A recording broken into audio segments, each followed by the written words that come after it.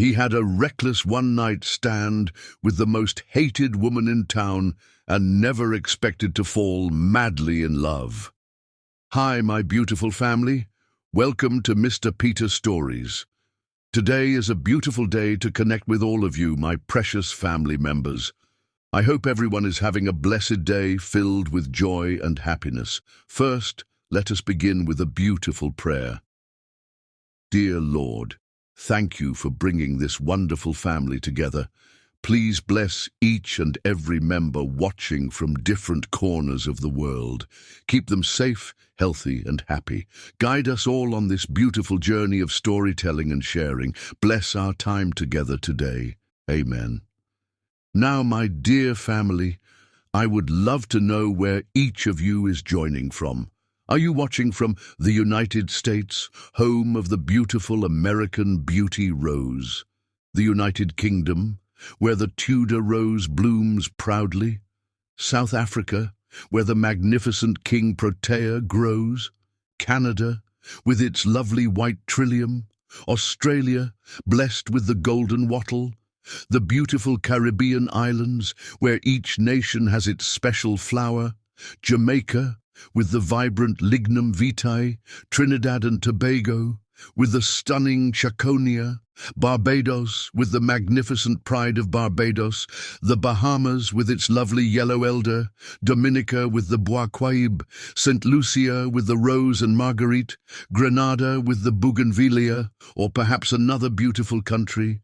Please drop a comment below to let us know where you're watching from. I want to hear from each one of you, whether you're in a busy city or peaceful countryside, by the ocean or in the mountains. And my dear family, I would love to know your thoughts about our last two stories. Did they touch your hearts? Which parts made you smile? Your feedback means the world to me and helps me create better stories for all of you. Let's take attendance today.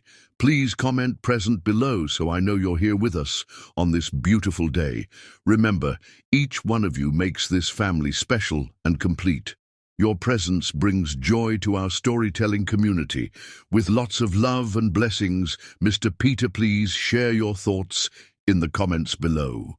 The autumn wind whispered through the cemetery's ancient oak trees, scattering golden leaves across polished granite headstones. Marama Helene stood motionless before the fresh grave, her black veil rippling like dark water in the breeze. Just 21 days ago, she had been a blushing bride. Now, at 28, she was already a widow. The funeral service had ended hours ago, but she couldn't bring herself to leave. The other mourners had long since departed for the Kingston mansion, where expensive whiskey would fuel even more expensive accusations. Only the gravediggers remained, waiting respectfully in the distance for the young widow to say her final goodbye. "Mrs. Kingston?" The soft voice belonged to Father Michael, the parish priest who had married them just 3 weeks ago. The same hands that had blessed their union now held a silver rosary. "I'm not sure I'm still Mrs. Kingston," Marama replied, her voice hollow. "They're already trying to erase me."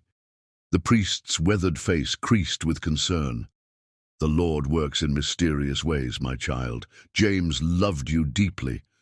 "Did he?" Marama's fingers traced the cold marble of the temporary marker. "We had so little time to discover what we truly meant to each other. 3 weeks of marriage, Father. 3 weeks of pure happiness before—" Her voice trailed off as she remembered that morning. James had seemed fine at breakfast, laughing about plans for their delayed honeymoon. He'd kissed her goodbye, promised to be home early. 2 hours later, his secretary had called. Heart attack. No warning, no goodbye, no chance. The first whispers had started at the hospital. She'd heard them through her haze of grief, the nurses exchanging glances, the doctor's carefully neutral tone as he explained about underlying conditions. By the time James's body had been moved to the funeral home, his family's suspicions had crystallized into something darker. "It's not natural," Margaret Kingston had declared, her perfectly manicured hands clutching her pearls. My son was healthy as a horse, 35 years old, and suddenly his heart stops? 3 weeks after marrying her? The emphasis on her had carved deep into Marama's soul. She wasn't from their world of old money and older prejudices. James had met her at the community center where she taught art to underprivileged children. He'd been there to make a donation, part of his family's carefully cultivated public image. One conversation had led to coffee, then dinner, then a whirlwind romance that had scandalized Kingston society. "You'll regret this," Campbell Cash Sr., James's imposing father, had warned at the rehearsal dinner. "Our kind doesn't mix with artists." The way he'd said artists made it clear he meant something far less polite. The memory dissolved as another gust of wind brought the first drops of rain. Marama pulled her coat tighter, but made no move to leave. The growing storm matched her mood, dark, turbulent, threatening to break at any moment. "I should have known," a voice carried across the cemetery. "Look at her, standing there like she actually cared about him." Marama didn't need to turn to know it was Isabella Kingston, James's younger sister. The clicking of expensive heels on wet granite grew closer. "Haven't you done enough?" Isabella's voice dripped with venom. "Or are you waiting to make sure he's really dead?" "Isabella." Father Michael's tone held warning. "This is a place of peace." "Peace?" Isabella laughed bitterly. "There won't be peace until she pays for what she did to my brother." Marama finally turned, letting her veil fall back. "I loved your brother, Isabella, more than you'll ever understand." Love. Isabella's perfect makeup couldn't hide her rage. "You loved his money, his name, his position. 3 weeks of marriage and suddenly he's dead? Don't think we don't see right through you." Thunder rumbled overhead as Marama stepped forward. "I know you're hurting. I'm hurting too. But these accusations—" "Save it for the police," Isabella snapped. "Daddy's already talking to them. They'll investigate everything, your background, your finances, your so-called relationship with James. The truth will come out." Father Michael moved between them. "Miss Kingston, please, this isn't the time or place." "It's exactly the time and place," Isabella replied. "My brother is in the ground because of her, and she has the audacity to stand here pretending to mourn." The rain began falling harder now, but neither woman moved. They stood like statues, grief and anger crackling between them like the lightning that illuminated the sky. "I didn't kill James," Marama said softly. "But you've already decided I did, haven't you? All of you. You never accepted our marriage, and now you'll use his death to destroy me. You destroyed yourself the moment you set your sights on my brother," Isabella hissed. "Did you think we wouldn't figure it out? That we'd just accept you into our family? You're nothing but a gold-digging murderer, and I promise you, you'll pay for what you did." With that, Isabella turned and stalked away, her heels clicking a staccato rhythm of hate across the wet stones. Father Michael touched Marama's arm gently. "Don't let her words poison your heart," he said. "Grief makes people say terrible things." "This isn't grief," Marama replied, watching Isabella's retreating form. "This is just the beginning." She was right. By nightfall, the whispers had become shouts. The local news ran a story about James's suspicious death. Photos of Marama appeared, at the wedding, at the funeral, leaving the police station after initial questioning. The narrative was already being written, and she had no power to change it. Back in her small apartment, she couldn't bear to stay in the Kingston mansion. Marama sat in darkness, watching rain stream down her windows. The television droned in the background, another news report about James's death. "Sources close to the Kingston family suggest foul play," the reporter intoned. While police have made no official statements, questions are being raised about the sudden death of James Kingston just weeks after his controversial marriage to local art teacher Marama Helene. Controversial. The word barely scratched the surface of what their relationship had been. James had fought his family for her, stood up to their prejudices and threats. He'd believed in their love, in the future they'd planned together. Now that future lay shattered, like the framed wedding photo Marama held in trembling hands. They'd looked so happy, so in love. James's smile had been radiant as he dipped her for their first dance, whispering promises of forever in her ear. Forever had lasted exactly 21 days. A knock at her door made her jump. Her heart raced as she approached, expecting police or reporters or more angry Kingstons. Instead, she found her neighbor, Mrs. Rodriguez, holding a casserole dish. "I thought you might need some food," the older woman said kindly, "and company if you want it." Marama felt tears well up, the first she'd allowed herself since the funeral. "They think I killed him," she whispered. "Everyone thinks I killed him." Mrs. Rodriguez set the dish down and pulled Marama into a fierce hug. "Not everyone, mi hija, not everyone." But as the days would prove, almost everyone did. The Kingston family's influence ran deep in their town. Doors closed in Marama's face. Former friends crossed the street to avoid her. The community center where she taught asked her to take a leave of absence. The investigation dragged on, fueled by the family's insistence and their considerable resources. Every aspect of Marama's life was scrutinized, every relationship questioned, every financial transaction examined. Though no evidence of wrongdoing was found, the damage to her reputation was irreparable. 1 month after James's death, Marama stood once again at his grave.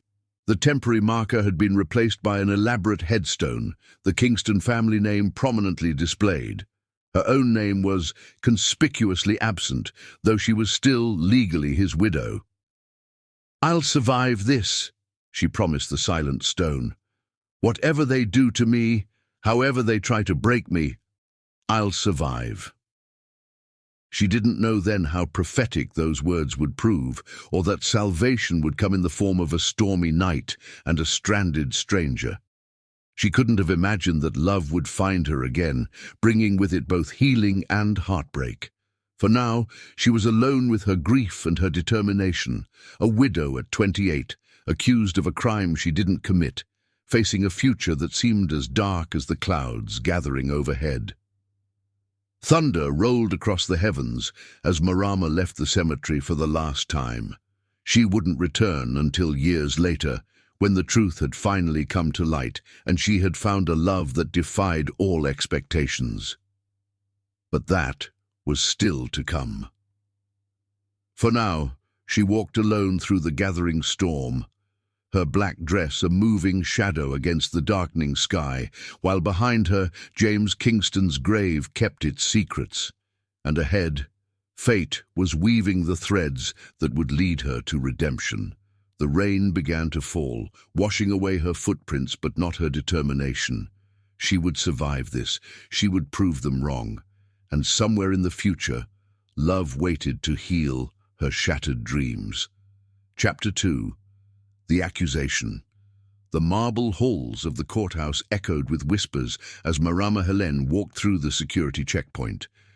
2 months had passed since James's death, and the Kingston family had finally made their move. Today wasn't a trial, not yet, but a preliminary hearing that would determine if there was enough evidence to proceed with their accusations. Detective Marcus Rivera watched the young widow pass through the metal detector, noting how she held herself with quiet dignity despite the circumstances. He'd spent weeks investigating James Kingston's death, pressured by the family's influence and their army of private investigators. But something about this case didn't sit right with him. "Mrs. Kingston," he called out softly, catching up to her near the water fountain. "A moment?" Marama turned, her face carefully composed. She'd learned to wear a mask in public, to hide the pain that threatened to overwhelm her at any moment. "Detective, have you found more evidence against me?" "Actually," he glanced around before continuing, "I wanted you to know that my official report shows no indication of foul play. The medical examiner confirmed it was a natural death, an undiagnosed heart condition." Hope flickered in Marama's eyes, but died quickly. "It won't matter. They'll find a way to twist it." "Mrs. Kingston, please," she interrupted. "Just Marama. They've made it clear I'm not worthy of the Kingston name." Before Detective Rivera could respond, a commotion at the courthouse entrance drew their attention. Campbell Cash Sr. had arrived, flanked by his legal team and family members. James's father cut an imposing figure in his tailored suit, his silver hair and stern features giving him the appearance of an avenging angel. "There she is," he announced, voice carrying across the marble floor, "the woman who murdered my son." Marama felt the detective stiffen beside her. "Mr. Cash," he said firmly, "those accusations are unfounded." "Are they?" Campbell Sr. approached, each step measured and deliberate. 3 weeks of marriage, 3 weeks before my son's mysterious death, and now she stands to inherit millions. You don't find that suspicious, Detective? "The medical evidence can be manipulated," Campbell Sr. cut in, "just like she manipulated my son." Marama found her voice. "I love James. I never wanted his money." "Love?" Campbell Sr. laughed coldly. "What would someone like you know about love? You seduced my son with your pretty face and sob stories about helping underprivileged children, made him think you were different from the other gold diggers. But I saw through you from the start." The courthouse had gone silent, spectators gathering to watch the confrontation. Among them, Marama spotted familiar faces, former friends who now looked at her with suspicion or outright hatred. "Mr. Cash," Detective Rivera stepped forward, "this isn't the place. This is exactly the place," Campbell Sr. thundered. "This is where justice will be served. This is where the truth about James's death will finally come out." And as if on cue, the heavy doors of courtroom 3 swung open. The bailiff emerged, calling their case number. Marama felt her legs go weak, but forced herself to stand straight. She wouldn't give them the satisfaction of seeing her break. Inside the courtroom, the Kingston family's influence was immediately apparent. Their side of the gallery was packed with supporters, business associates, social elite, even local politicians. Marama's side held only her lawyer, Mrs. Rodriguez, and surprisingly, Detective Rivera. Judge Eleanor Maxwell studied the assembled crowd over her reading glasses. In her 30 years on the bench, she'd seen her share of wealthy families trying to use the court system for revenge. But the Kingstons were different. Their power reached into every corner of the city. "Your Honor," Campbell Sr. S. lawyer began, "we're here today because a young man's life was cut tragically short under suspicious circumstances. James Kingston was healthy, successful, with everything to live for. Then he married the defendant, and 3 weeks later, he was dead." Marama's lawyer, David Chen, stood. "Objection, Your Honor. Counsel is making inflammatory statements without evidence." "We have evidence," Campbell Sr. S. lawyer smiled. "Medical experts who will testify that Mr. Kingston's supposed heart condition could have been induced artificially. Financial records showing unusual activity in the defendant's bank account just days before the death. And witnesses who will speak to the defendant's character and motives." Judge Maxwell peered at the stack of documents being presented. "Mr. Chen, Your Honor, this is a fishing expedition," David argued. "The police investigation found no evidence of foul play. The medical examiner's report clearly states—" "The medical examiner can be wrong," Campbell Sr. interrupted from his seat. "My son was murdered, and that woman is responsible." The accusation rang through the courtroom like a gunshot. Marama felt every eye turn to her, judging, condemning. She thought of James, of their last morning together, of his smile as he kissed her goodbye. How had their love story turned into this nightmare? "Mr. Cash," Judge Maxwell warned, "outbursts will not be tolerated in my courtroom." But the damage was done. The whispers had already started, spreading through the gallery like poison. Marama could hear fragments of conversations, always seemed suspicious. Married him so quickly, never fit in with their crowd. The hearing continued for hours. Campbell Senior's lawyers presented their evidence, circumstantial connections and twisted facts that painted Marama as a calculating gold digger. They brought forward character witnesses who spoke of her suspicious behavior at social events, her inappropriate relationship with James before their marriage, her questionable background. David fought back skillfully, but Marama could see the uphill battle they faced. The Kingston family's influence cast a long shadow over the proceedings. Even Judge Maxwell, known for her impartiality, seemed affected by the weight of their accusations. "Your Honor," Campbell Senior's lawyer concluded, "we ask that you grant our petition for a full investigation into James Kingston's death. The evidence clearly suggests—" "Evidence?" Detective Rivera stood suddenly from his seat in the gallery. "Your Honor, as the lead investigator on this case, I must object. There is no evidence of foul play." Judge Maxwell raised an eyebrow. "Detective, you're not a party to these proceedings." "No, ma'am, but I am an officer of the law. And what's happening here isn't justice. It's persecution." Campbell Senior rose, face flushed with anger. "How dare you? My son is dead." "Yes, he is," Rivera replied calmly, "and I grieve for your loss. But Mrs. Kingston is not responsible. The medical evidence is clear. Your son died of natural causes, the same condition that killed his grandfather." A murmur ran through the courtroom. Few people knew about the Kingston family's history of heart problems. It was a carefully guarded secret that might tarnish their perfect image. "That's confidential medical information," Campbell Senior's lawyer protested. "It's relevant medical history," David Chen countered. "Information that supports what we've been saying all along. James's death, while tragic, was not murder." Judge Maxwell held up her hand for silence. "I've heard enough for today.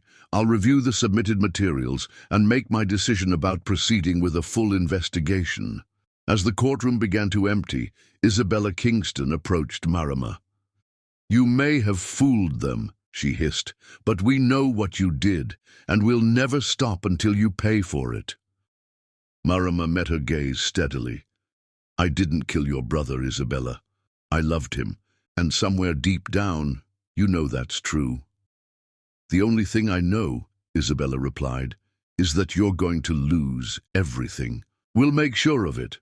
Later that evening, Marama sat in her apartment, watching rain streak down her windows. The day's events played through her mind like a nightmare she couldn't wake from. Her phone buzzed. Another message from a former friend, this time telling her to rot in hell. A knock at her door made her freeze. These days, unexpected visitors usually meant more accusations or threats. But when she checked the peephole, she saw Detective Rivera.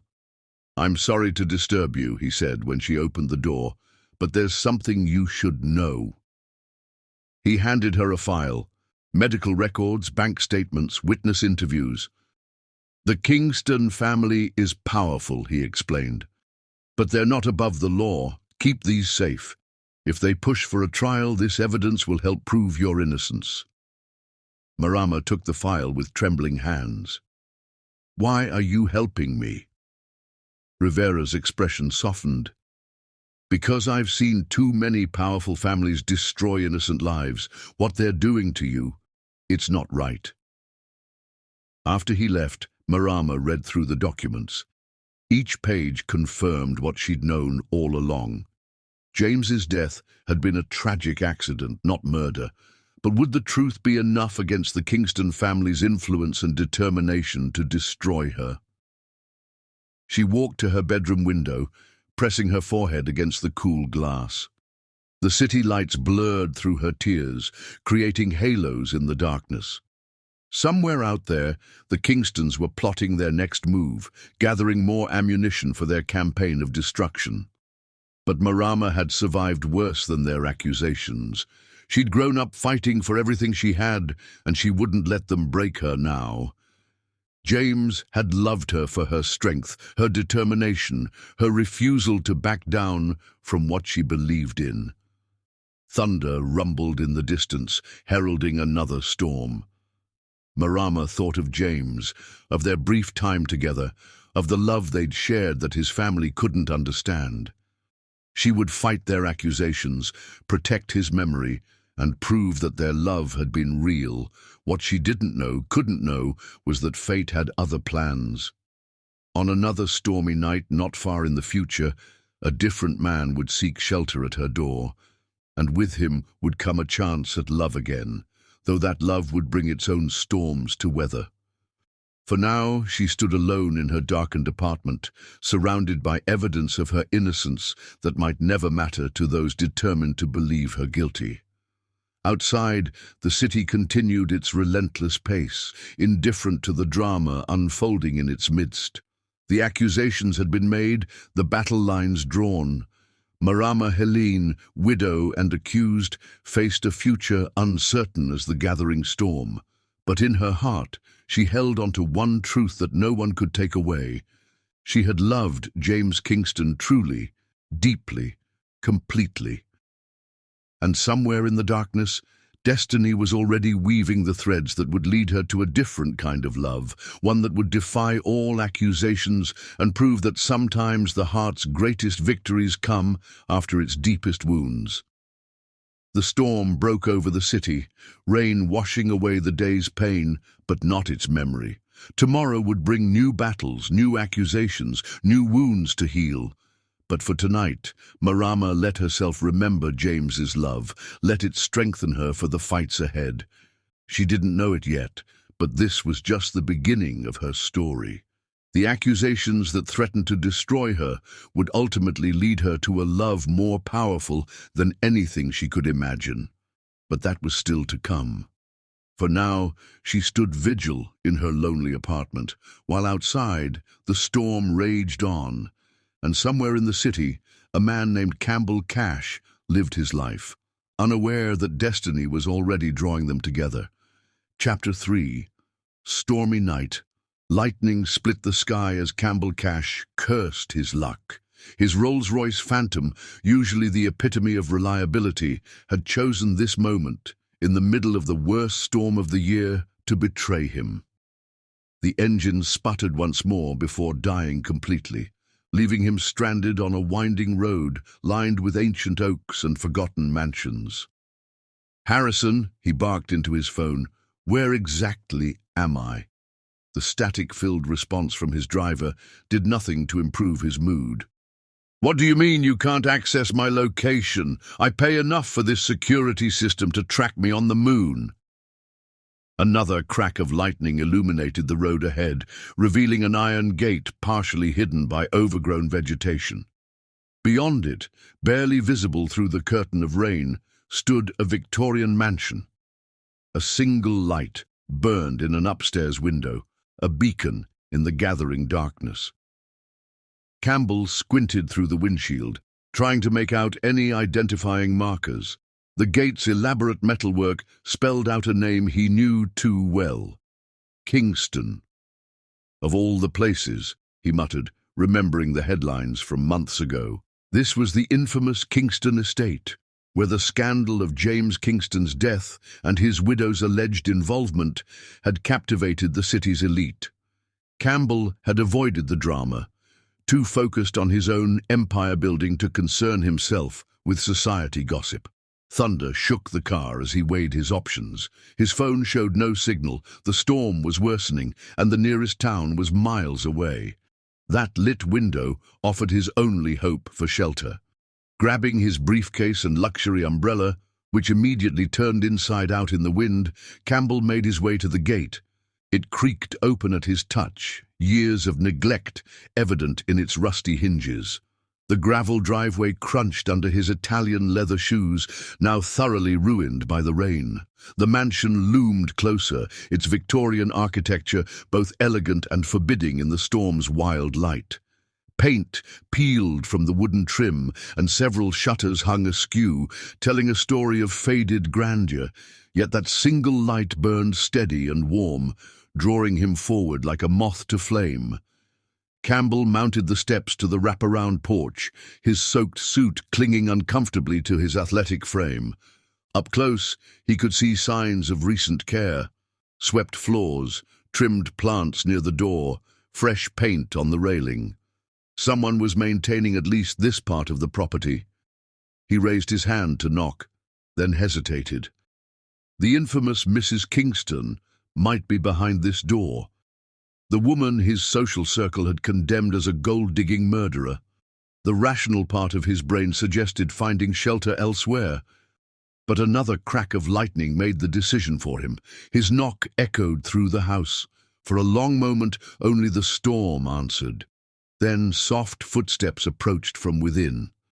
The porch light flickered on, and Campbell found himself straightening his tie, a habitual gesture before any important meeting.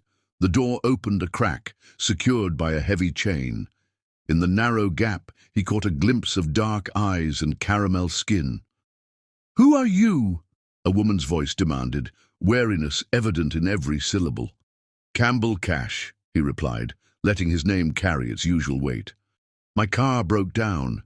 I just need to use a phone." The eyes studied him intently. "The Campbell Cash? Of Cash Industries?" "The same. And you must be Mrs. Kingston." The door closed abruptly. Campbell heard the chain sliding. Then it reopened fully, revealing a woman who looked nothing like the society papers' portrayal. Where they had painted a calculating seductress, he saw someone young, beautiful, yes, but with a quiet dignity that surprised him. Marama Helene, he remembered her full name now, wore simple jeans and an oversized sweater, her black hair falling in loose waves around her shoulders. No makeup, no jewelry, none of the trappings he'd expected from a woman accused of marrying for money. "You're drenched," she observed, her voice softer now. "Come in before you catch your death." The phrase made her flinch slightly, and Campbell remembered her husband had died suddenly, leading to all those accusations. He stepped into the foyer, noting how she maintained a careful distance. "The phone is in the kitchen," she said, leading the way, "though I doubt any signals are getting through in this storm." Campbell followed, taking in his surroundings. The interior was as well maintained as the porch, though sparsely furnished. No signs of the luxury he'd expected from a Kingston residence. The kitchen, when they reached it, was warm and inviting, with the scent of recent cooking in the air. "You live here alone?" he asked. Then immediately regretted the question when he saw her stiffen. "Yes," she replied shortly. "The Kingston family made it clear I wasn't welcome in their mansion after James died." She gestured to an old-fashioned telephone on the wall. "You can try calling, but the lines have been spotty all evening." As if to emphasize her point, another thunderclap rattled the windows. The kitchen lights flickered ominously. "We should probably move away from the windows," Marama suggested. "The storm's getting worse." They relocated to what had once been a formal parlor, now converted into a cozy living room. A fire burned low in the hearth, casting warm light across worn but comfortable furniture. Campbell noticed an easel in the corner, a half-finished painting visible beneath a protective cloth. "You're an artist?" he asked, genuinely curious. Marama's expression softened slightly. "I teach art at the community center. Or I did, before everything happened." She busied herself adding wood to the fire. "They asked me to take a leave of absence when the accusations started." Campbell watched her work, noting the grace in her movements, the quiet strength in her bearing. This wasn't the calculating social climber he'd heard whispered about at charity galas and board meetings. This was someone else entirely. "Why did you let me in?" he asked suddenly. "You must know who I am, what circles I move in. For all you know, I could be here to gather more evidence against you." Marama straightened, meeting his gaze directly. Mr. Cash, when you've been accused of murder, you learn quickly who your real friends are. I have nothing left to lose and nothing to hide. Besides, she added with a hint of dark humor, if I were the killer they claim, would I really risk taking in another wealthy man on a dark and stormy night? The absurdity of the situation struck them both at the same moment, and unexpected laughter filled the room. Campbell found himself drawn to the way her entire face transformed when she smiled, years of worry falling away to reveal a natural beauty that no society makeup could enhance.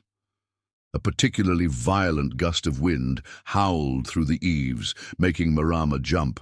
Without thinking, Campbell stepped closer, offering the instinctive protection of his presence. She didn't move away.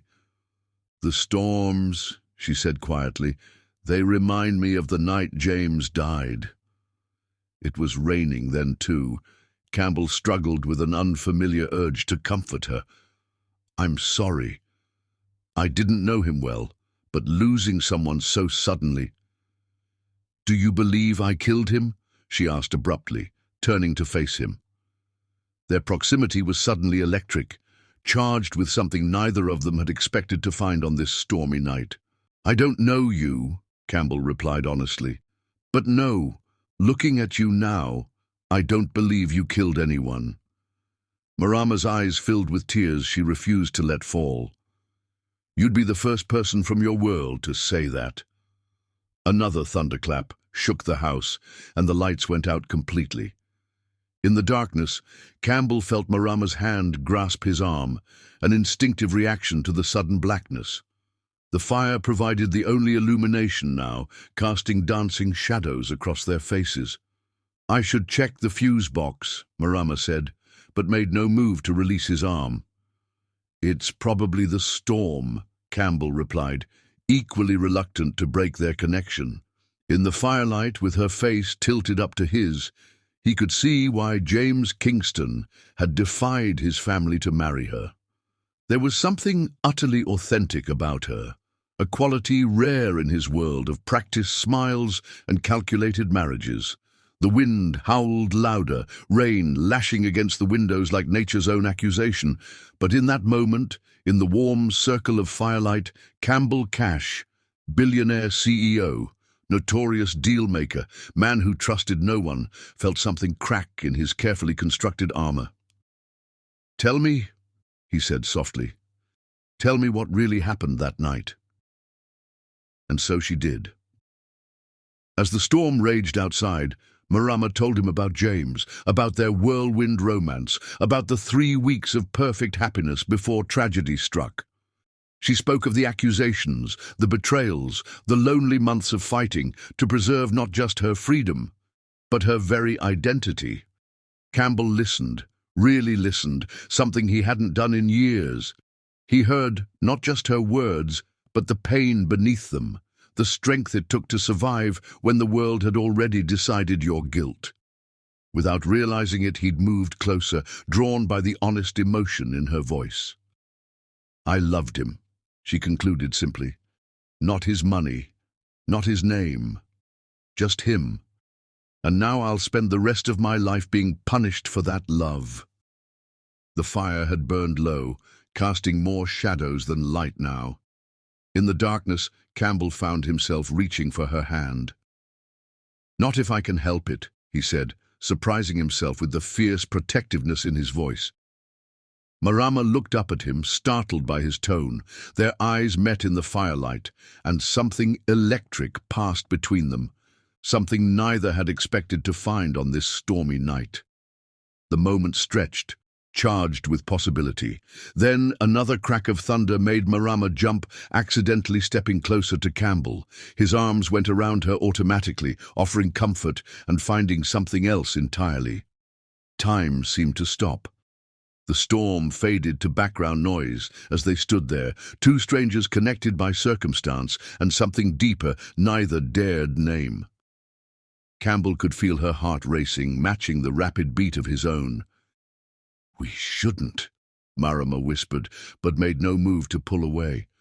"No," Campbell agreed, even as his hand moved to cup her cheek. We really shouldn't. The fire crackled, throwing sparks up the chimney. Outside, the storm continued its assault on the old mansion. But inside, in that circle of warmth and understanding, something new was brewing, something that would change both their lives forever. Neither moved for a long moment, caught in the gravity of what this night might mean. Then, slowly, inevitably, Campbell lowered his head as Marama tilted her face up to his. Their lips met in a kiss that tasted of rain and possibilities, of comfort sought and something more profound found. The power chose that moment to return, flooding the room with sudden light. They broke apart, both breathing heavily, both aware that something irreversible had just occurred. "I should go," Campbell said, though every fiber of his being argued against it. "Yes," Marama agreed, stepping back. "You should." But neither moved.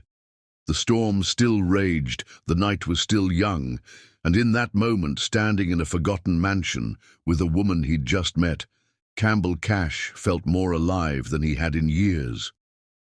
What happened next would change everything, for both of them. But that was still to come.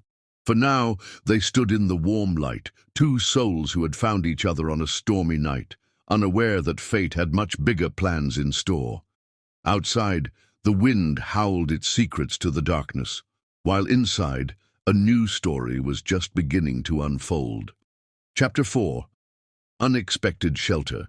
The grandfather clock in the hallway struck midnight, its deep chimes echoing through the old mansion.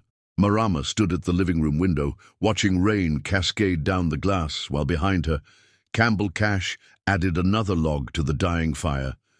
The storm showed no signs of letting up, and they both knew he wouldn't be leaving any time soon.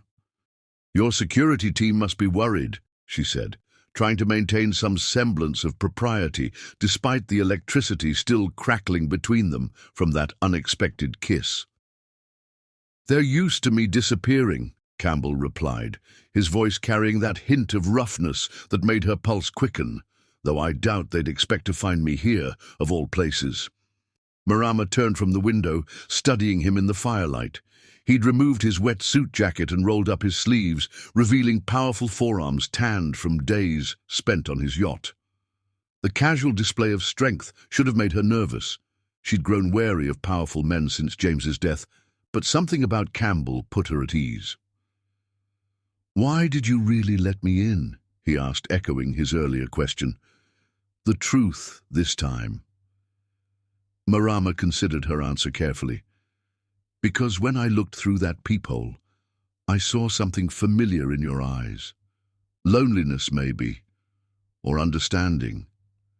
Campbell moved closer, his expensive shoes silent on the old hardwood floors. "And what do you see now?" "Danger," she whispered, but didn't step back when he reached her. "The kind that could destroy what's left of my life." His hand rose to cup her cheek, thumb brushing away a tear she hadn't realized had fallen. "Or save it." The kiss this time was different. Not the sudden, passion-filled moment from before, but something slower, deeper, more deliberate. Marama felt herself melting into it, into him, all her carefully constructed walls crumbling under the gentle assault of his lips. When they finally broke apart, both breathing heavily, the storm outside seemed to match the tumult in their hearts. Lightning illuminated the room in stark flashes, casting dramatic shadows across their entwined figures. "Tell me about your world," Marama said, leading him to the worn but comfortable sofa. "The real one, not what appears in the society pages." Campbell's laugh held a touch of bitterness. "My world? It's all smoke and mirrors, Marama. Business deals made over $100 scotch, marriages arranged for mutual benefit, friendships that last only as long as the latest merger." "Sounds lonely." "It is." He studied her face in the firelight. "But you know all about loneliness, don't you?" Marama nodded, drawing her knees up to her chest. "Since James died, I've learned every shade of it. The loneliness of empty rooms, of unanswered calls, of former friends crossing the street to avoid me. But the worst kind? She met his gaze steadily. The loneliness of being surrounded by people who've already decided your guilt. Campbell's hand found hers, fingers intertwining naturally. I've been watching you these past months, you know. At charity events, board meetings, always on the periphery, head held high despite the whispers. You noticed me. The surprise in her voice made his heart ache. How could I not? You have a dignity they can't touch, a strength that makes their accusations look petty. His free hand traced the curve of her cheek. I should have approached you sooner. Why didn't you? Fear, maybe. Not of their gossip, but of what I saw in you. Something real in a world built on facades. Thunder crashed overhead, making the old house creak and groan. Marama shifted closer to Campbell instinctively, and his arm went around her shoulders as if it belonged there. We're playing with fire, she murmured against his chest. I know. His fingers tangled in her hair, tilting her face up to his. But for the first time in years, I feel alive. Their lips met again, and this time there was no holding back. The kiss deepened, became hungry, desperate. Marama's hands slid up his chest as Campbell pulled her closer, both lost in the unexpected perfection of their connection. When they finally broke apart, Marama's eyes were bright with unshed tears. I can't do this, she whispered. I can't risk my heart again. The accusations, the judgment. It would be worse this time. Campbell brushed her tears away with gentle fingers. Why worse? Because you're even wealthier than James was. They already think I'm a gold digger who killed her husband if they found out about this. She gestured between them. They'd say I was moving on to my next victim. The bitterness in her voice made Campbell's heart clench. He wanted to protect her, to shield her from the cruel world that had already taken so much from her, but he also understood her fears. What if I don't care what they think? He said softly. Marama smiled sadly. You say that now, in the dark, in the storm. But tomorrow, in the harsh light of day, your board members, your business partners, they'd all whisper the same warnings. She killed her husband. Be careful. You might be next. The words hung between them, heavy with possibility and pain. Campbell wanted to argue, to tell her none of that mattered, but they both knew better. In their world, perception was reality. Still, he couldn't bring himself to let her go. Something about this woman, this night, had awakened feelings he'd thought long buried under years of cynical deal-making. Dance with me, he said suddenly. Marama blinked. What? Dance with me. He stood, pulling her gently to her feet. No music, no witnesses, no judgments. Just us. You're crazy, she laughed, but didn't resist when he pulled her into his arms. They swayed together in the firelight, the storm providing their rhythm. Marama's head found its perfect resting place on Campbell's shoulder while his cheek pressed against her hair. For a moment, they could pretend the outside world didn't exist. I never danced with James like this, Marama said softly. Our dances were always public, performed for his family's approval. This feels different. Campbell's arms tightened around her. Everything about tonight feels different. They moved together in comfortable silence, letting the crackling fire and falling rain create their private symphony.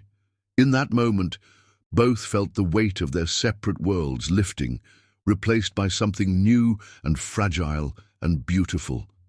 Stay, Marama whispered, surprising herself with the invitation. Not for... just stay. Until the storm passes. Campbell's answer was to pull her closer, one hand sliding up to cup the back of her neck. Their eyes met in the dim light, both understanding that this night would change everything. Are you sure? he asked, giving her one last chance to step back from the precipice they were approaching. Instead of answering, Marama rose on tiptoe and kissed him. This time there was no hesitation, no holding back. They poured all their loneliness, their need, their unexpected connection into that kiss. When they finally broke apart, both breathing heavily, the storm outside had begun to ease, but neither noticed, too caught up in the storm brewing between them. "I should warn you," Marama said, her fingers tracing patterns on his chest. "Loving me is dangerous. Just ask the Kingston family." Campbell's laugh rumbled through his chest. "Sweetheart, I wrote the book on dangerous, and right now—" His lips found hers again briefly. "Right now, you're the only safe harbor I want." They spent the rest of the night talking, sharing pieces of themselves they'd never shown anyone else. Campbell told her about growing up in his father's shadow, about building his empire from scratch when his family cut him off. Marama shared stories of her childhood dreams of being an artist, of meeting James, of the whirlwind romance that had ended in tragedy. As dawn approached, they found themselves curled together on the sofa. The fire burned down to embers.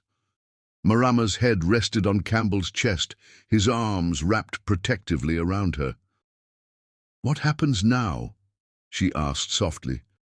"Now?" Campbell pressed a kiss to her temple. "Now we face whatever comes together." But they both knew it wouldn't be that simple. The morning would bring back all the complications, all the whispers and accusations. Their worlds would collide in ways neither could predict. For now, though, they had this moment, this connection, this unexpected shelter from their separate storms. And as the first light of dawn began to paint the sky, both silently prayed that what they'd found in the darkness would be strong enough to survive in the light. Little did they know, fate had much bigger plans for them, plans that would test their newfound connection in ways neither could imagine. But that was still to come, for now they held each other in the quiet of the morning, two souls who had found something rare and precious in the midst of life's storms. And though they couldn't know it yet, this was just the beginning of their story. The grandfather clock struck 6, its chimes echoing through the old house like a promise. Outside, the storm had finally passed, leaving behind a world washed clean and new. Inside, Marama and Campbell remained entwined, neither willing to break the spell of their night together. Tomorrow would bring its own storms, but for now, they had found their unexpected shelter in each other's arms. Chapter 5. Night of Passion. The embers in the fireplace cast a warm glow across the living room as dawn approached. Marama stirred in Campbell's arms, reality slowly seeping back into their cocoon of comfort. They'd talked through the night, sharing secrets and stories, but neither had acted on the electricity crackling between them. "I should go," Campbell murmured, though his arms tightened around her. The storms passed. Marama lifted her head from his chest, meeting his gaze in the dim light. "Yes," she agreed softly. "You should." Neither moved. The grandfather clock ticked away precious seconds as they remained frozen in that moment, both aware they stood on the edge of something life-changing. "Marama," Campbell's voice was rough with emotion.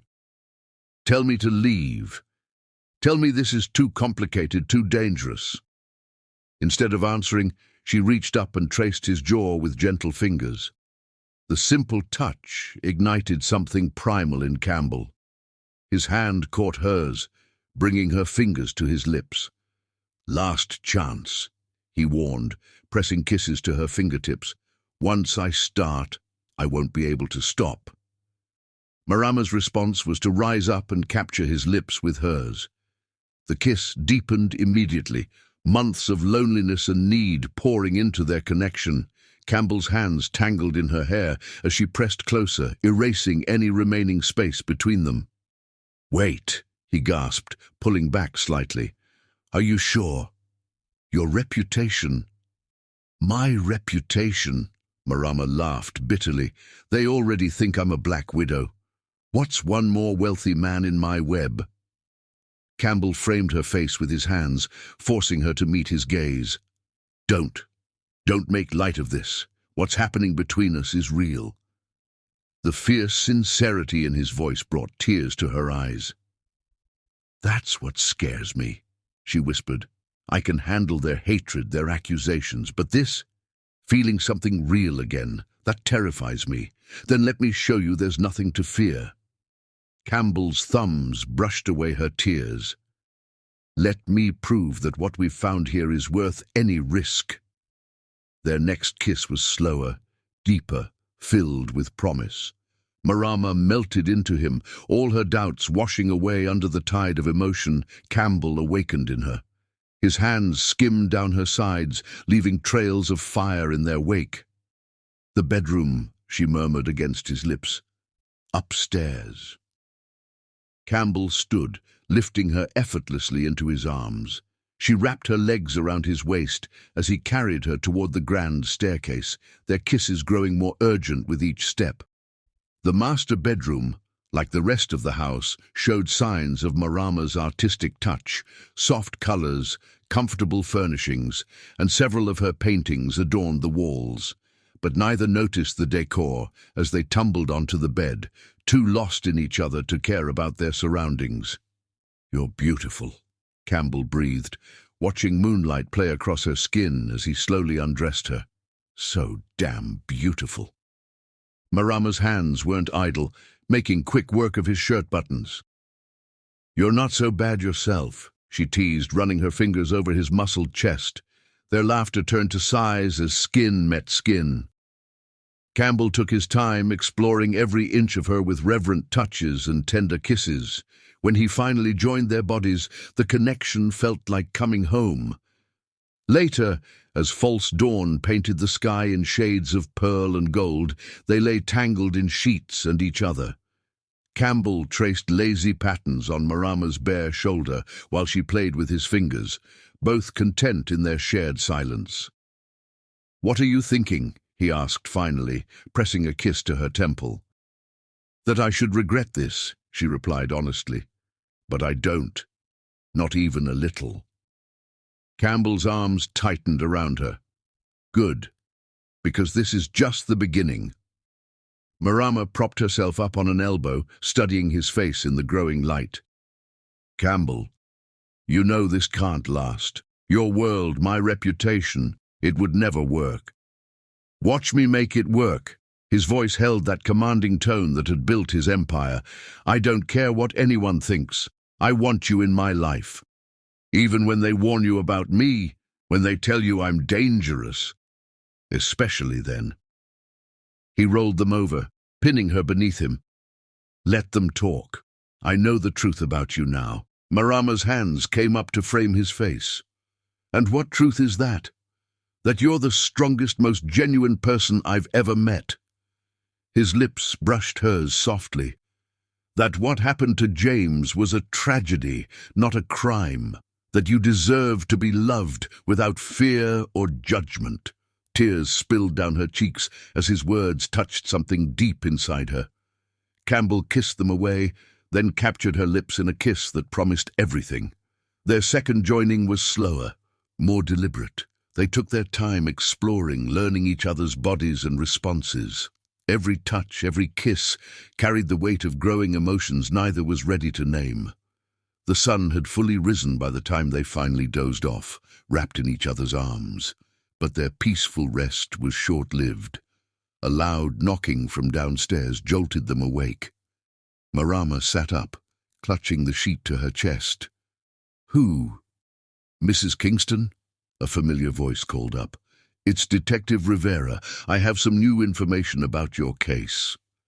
Campbell was already moving, gathering their scattered clothes. "Back entrance," he whispered. Marama nodded, pointing to a door that led to the servants' stairs. "But your car?" "I'll handle it." He dressed quickly, then pulled her into one last passionate kiss. "I'll call you later." "And Marama?" His eyes held hers intently. "No regrets." She watched him disappear through the door, then hurried to make herself presentable. By the time she opened the front door to Detective Rivera, there was no sign of her passionate night with Campbell Cash. But as she listened to the detective's update about new evidence in James's case, Marama's thoughts kept drifting to strong hands and tender kisses. She'd found something unexpected in the storm, not just passion, but understanding, acceptance, maybe even the beginnings of love. The question was, would it be strong enough to survive the storms still to come? In his office across town, Campbell sat at his desk, mind everywhere but on the contracts before him. He could still taste Marama's kisses, still feel her skin under his fingers.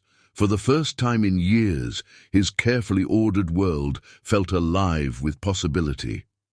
His phone buzzed with messages from his social circle, invitations, business proposals, the usual networking that kept his empire running. But all he could think about was finding a way back to that old mansion, back to the woman who had awakened something in him he'd thought long dead. "Mr. Cash," his assistant's voice broke through his reverie. "The board is waiting for the quarterly review." Campbell straightened his tie, a smile playing at his lips as he remembered Marama's fingers doing the same thing hours earlier. "Tell them I'll be right there." He had an empire to run, a reputation to maintain, but now he also had a secret that made all of it seem less important. The memory of a passionate night with a woman everyone warned him about. Let them warn him. Let them whisper their accusations and suspicions. Campbell Cash had found something real in Marama's arms, and he wasn't about to let it go. As he walked into the boardroom, projecting his usual confident authority, Campbell's mind was already planning his return to the Victorian mansion. He'd meant what he said. This was just the beginning. Back at the mansion, Marama stood in her studio, staring at a blank canvas. For months, she hadn't been able to paint, her creativity stifled by grief and accusations. But now, inspired by a night of unexpected passion, her fingers itched to create. She picked up a brush, dipped it in deep blues and stormy greys. As she worked, the painting took shape. A storm-tossed sea with a single light piercing the darkness. Without planning to, she'd captured the essence of her night with Campbell. Chaos and clarity, danger and shelter, passion and peace. Detective Rivera's words about new evidence should have been her focus, but all she could think about was the way Campbell had looked at her, touched her, made her feel alive again. It was dangerous, this growing feeling. The Kingston family would never accept it. Society would condemn it. But for the first time since James's death, Marama felt hope stirring in her heart. Perhaps love wasn't finished with her after all. The painting took form under her skilled hands, not just a seascape, but a metaphor for her life. The storm represented all she'd endured, while the light was Campbell, breaking through her darkness with unexpected warmth. She worked through the day, lost in creativity and memories of passionate embraces. When evening fell, her phone buzzed with a message from an unknown number. "Dinner tonight? I know a private place where no one will recognize us." "See." Marama smiled, already knowing her answer. They were playing with fire, risking everything for this connection. But sometimes she was learning. The greatest risks brought the greatest rewards. She texted back a simple, "Yes," then returned to her painting. The storm on her canvas was powerful, but the light piercing through it was stronger. Just like the passion she'd found in Campbell's arms, unexpected, overwhelming, and absolutely worth any price they might have to pay. Little did she know the price would be higher than either of them imagined. But that was still to come. For now, she had the memory of a passionate night and the promise of more to come. The grandfather clock struck noon, its chimes echoing through the old mansion. In 12 hours, she would see Campbell again. 12 hours to prepare herself for more stolen moments, more secret passion, more of whatever this thing between them was becoming. Outside, clouds gathered for another storm. But this time, Marama welcomed it. After all, it was a storm that had brought Campbell Cash to her door. What other gifts might the gathering darkness bring? She added final touches to her painting, hints of gold breaking through the storm clouds, suggesting hope and possibility. Just like the hope now blooming in her heart, despite all the reasons it shouldn't. The night of passion had changed everything. There was no going back now, only forward into unknown waters. But for the first time since James's death, Marama was ready to embrace whatever fate had in store. After all, she'd already survived the worst storm of her life. What was one more, especially with someone like Campbell Cash by her side? The painting dried as evening approached, capturing forever the moment when passion and possibility had overcome fear and loneliness. Soon she would dress for dinner with Campbell, ready to explore this unexpected connection further. But for now, she stood in her studio, surrounded by the evidence of her reawakened creativity, and smiled. Sometimes the greatest passions came from the darkest storms. And sometimes, just sometimes, those passions were worth any risk. The grandfather clock chimed again, counting down the hours until she would see Campbell. Until then, she had her art, her memories, and the warming knowledge that somehow, against all odds, love had found her again. Even if that love came wrapped in danger and secrecy, it was real. As real as the passion they'd shared, as real as the painting drying on her easel, as real as the hope now blooming in her heart. The storm was coming, but this time, Marama was ready for it. Chapter 6. Dangerous Attraction. The executive boardroom of Cash Industries fell silent as Campbell Cash strode in, 15 minutes late for his own meeting. His appearance was impeccable as always. Custom Tom Ford suit, perfectly knotted tie, not a hair out of place. But those who knew him well noticed something different in his bearing, a distraction in his usually laser-focused gaze. The Morrison merger, his CFO began, sliding documents across the polished mahogany table. They're getting cold feet. Campbell barely glanced at the papers. His mind was elsewhere, in a Victorian mansion across town where he'd spent every night for the past week. Instead of million-dollar deals, he was thinking of soft kisses and whispered conversations, of the way Marama's eyes lit up when she laughed. "Mr. Cash?" The CFO's concerned voice broke through his reverie. "The Morrison deal." "Let them sweat," Campbell replied, his trademark smirk falling into place. "They need this merger more than we do. Give them 48 hours to reconsider." The meeting continued, but Campbell's thoughts kept drifting. He'd never been like this before. Distracted, unfocused, counting the hours until he could slip away to see her again. Marama had become an obsession, a craving he couldn't control. His phone buzzed discreetly. A message from her. "Painting something new, thinking of you." A smile tugged at his lips before he could stop it. She'd been creating prolifically since their first night together, her art flowing from newly awakened emotions. He'd watched her paint the night before, mesmerized by the passion in her movements, the way she lost herself in the colors and canvas.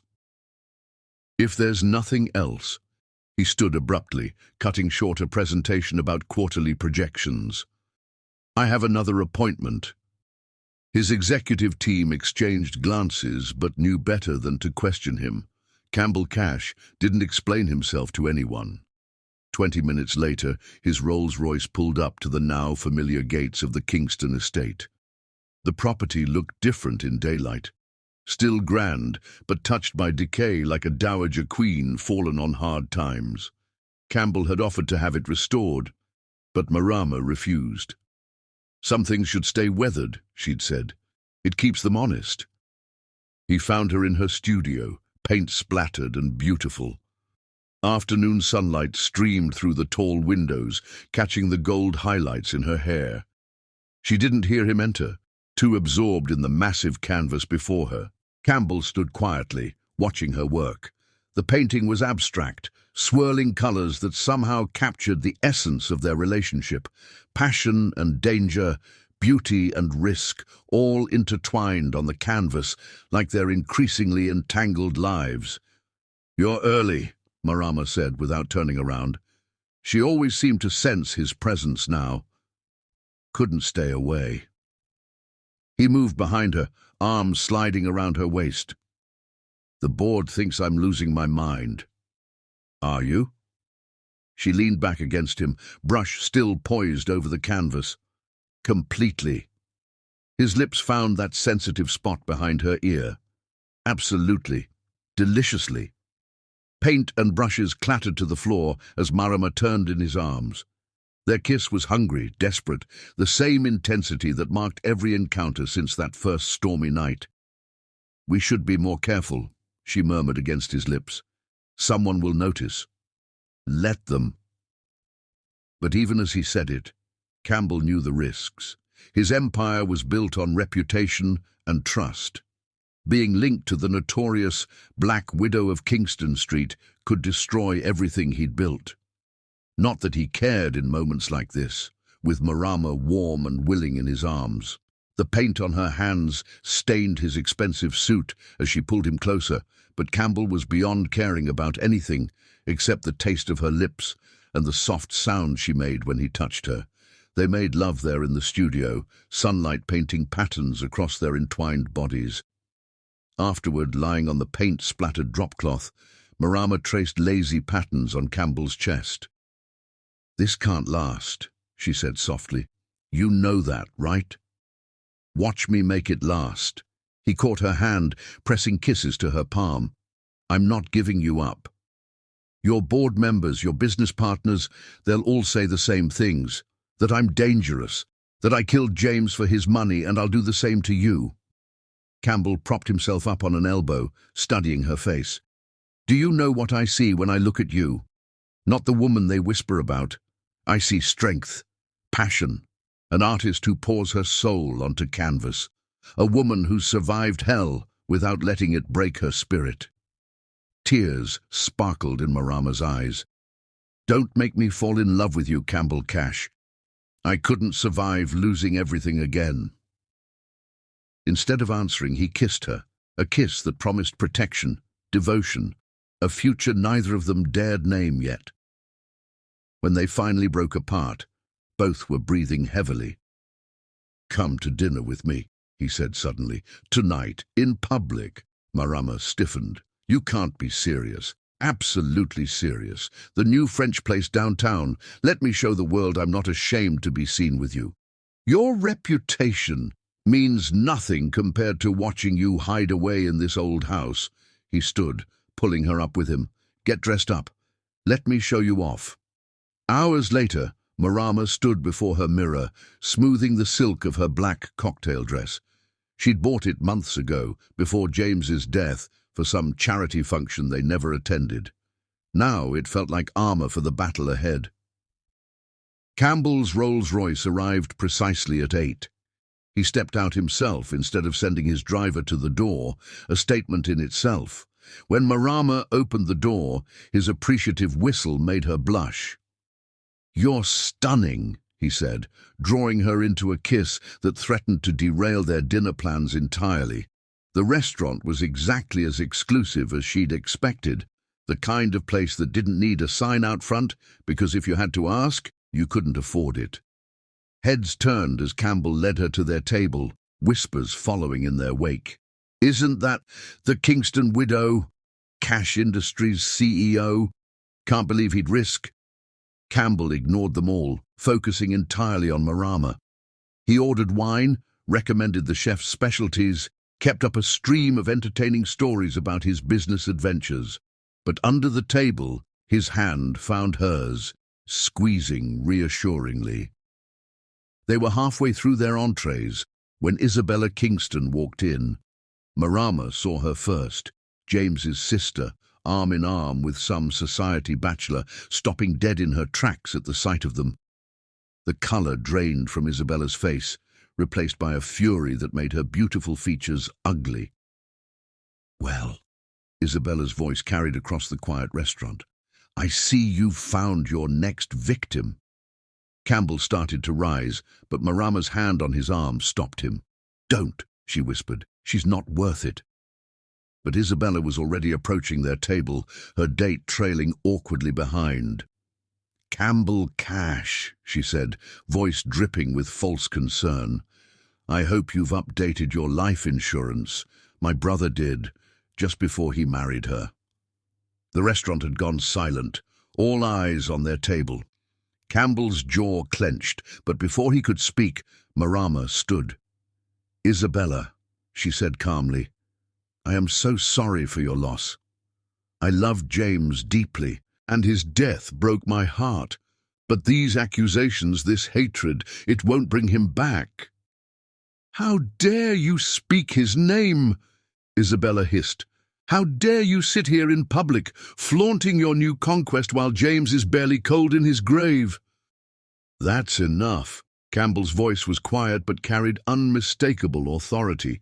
"Miss Kingston, you're making a scene. I suggest you leave before I have security escort you out." Isabella's laugh was bitter. "Oh, defending her already, just like James did?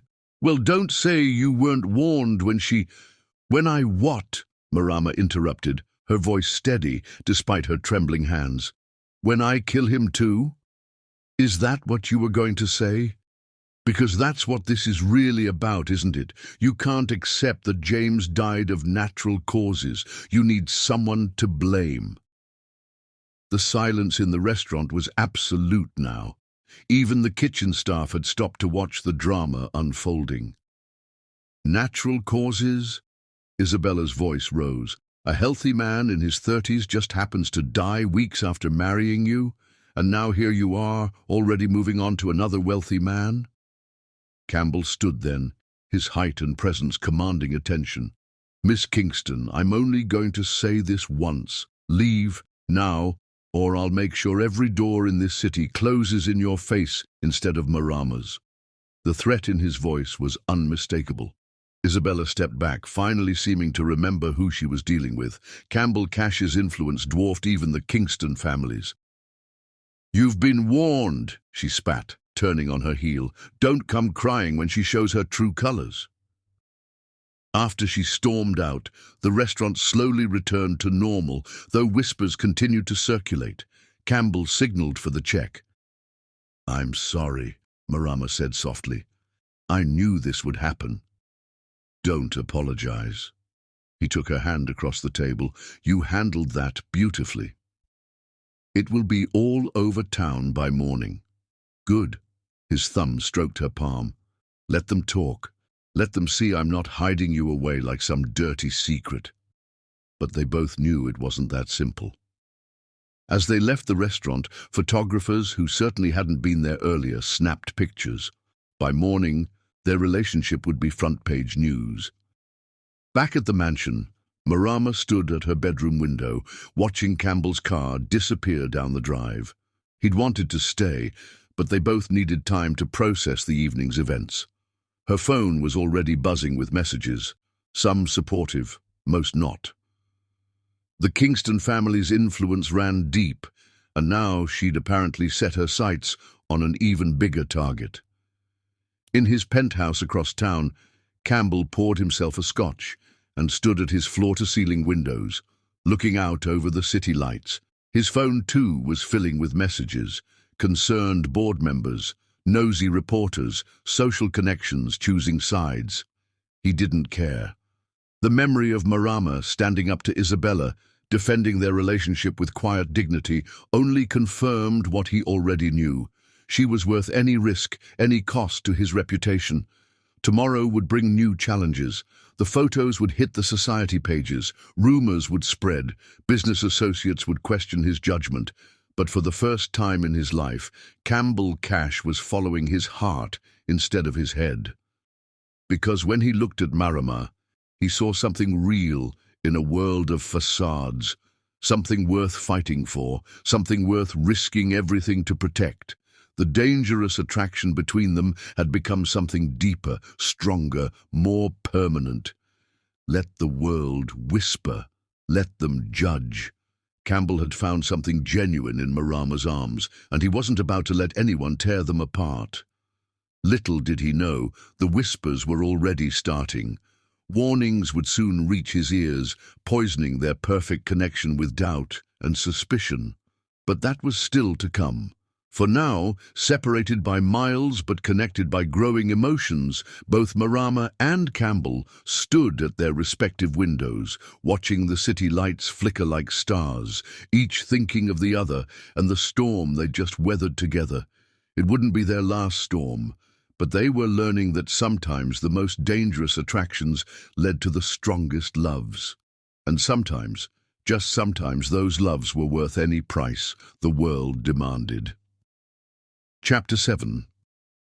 Poisoned Truth. The morning sun painted Maxwell Wright's office in harsh light as he laid out the evidence before Campbell Cash. Each photograph, each document landed like a physical blow against everything Campbell had come to believe about love. "You're sure?" Campbell's voice was barely recognizable, even to himself. He stared at the surveillance photos.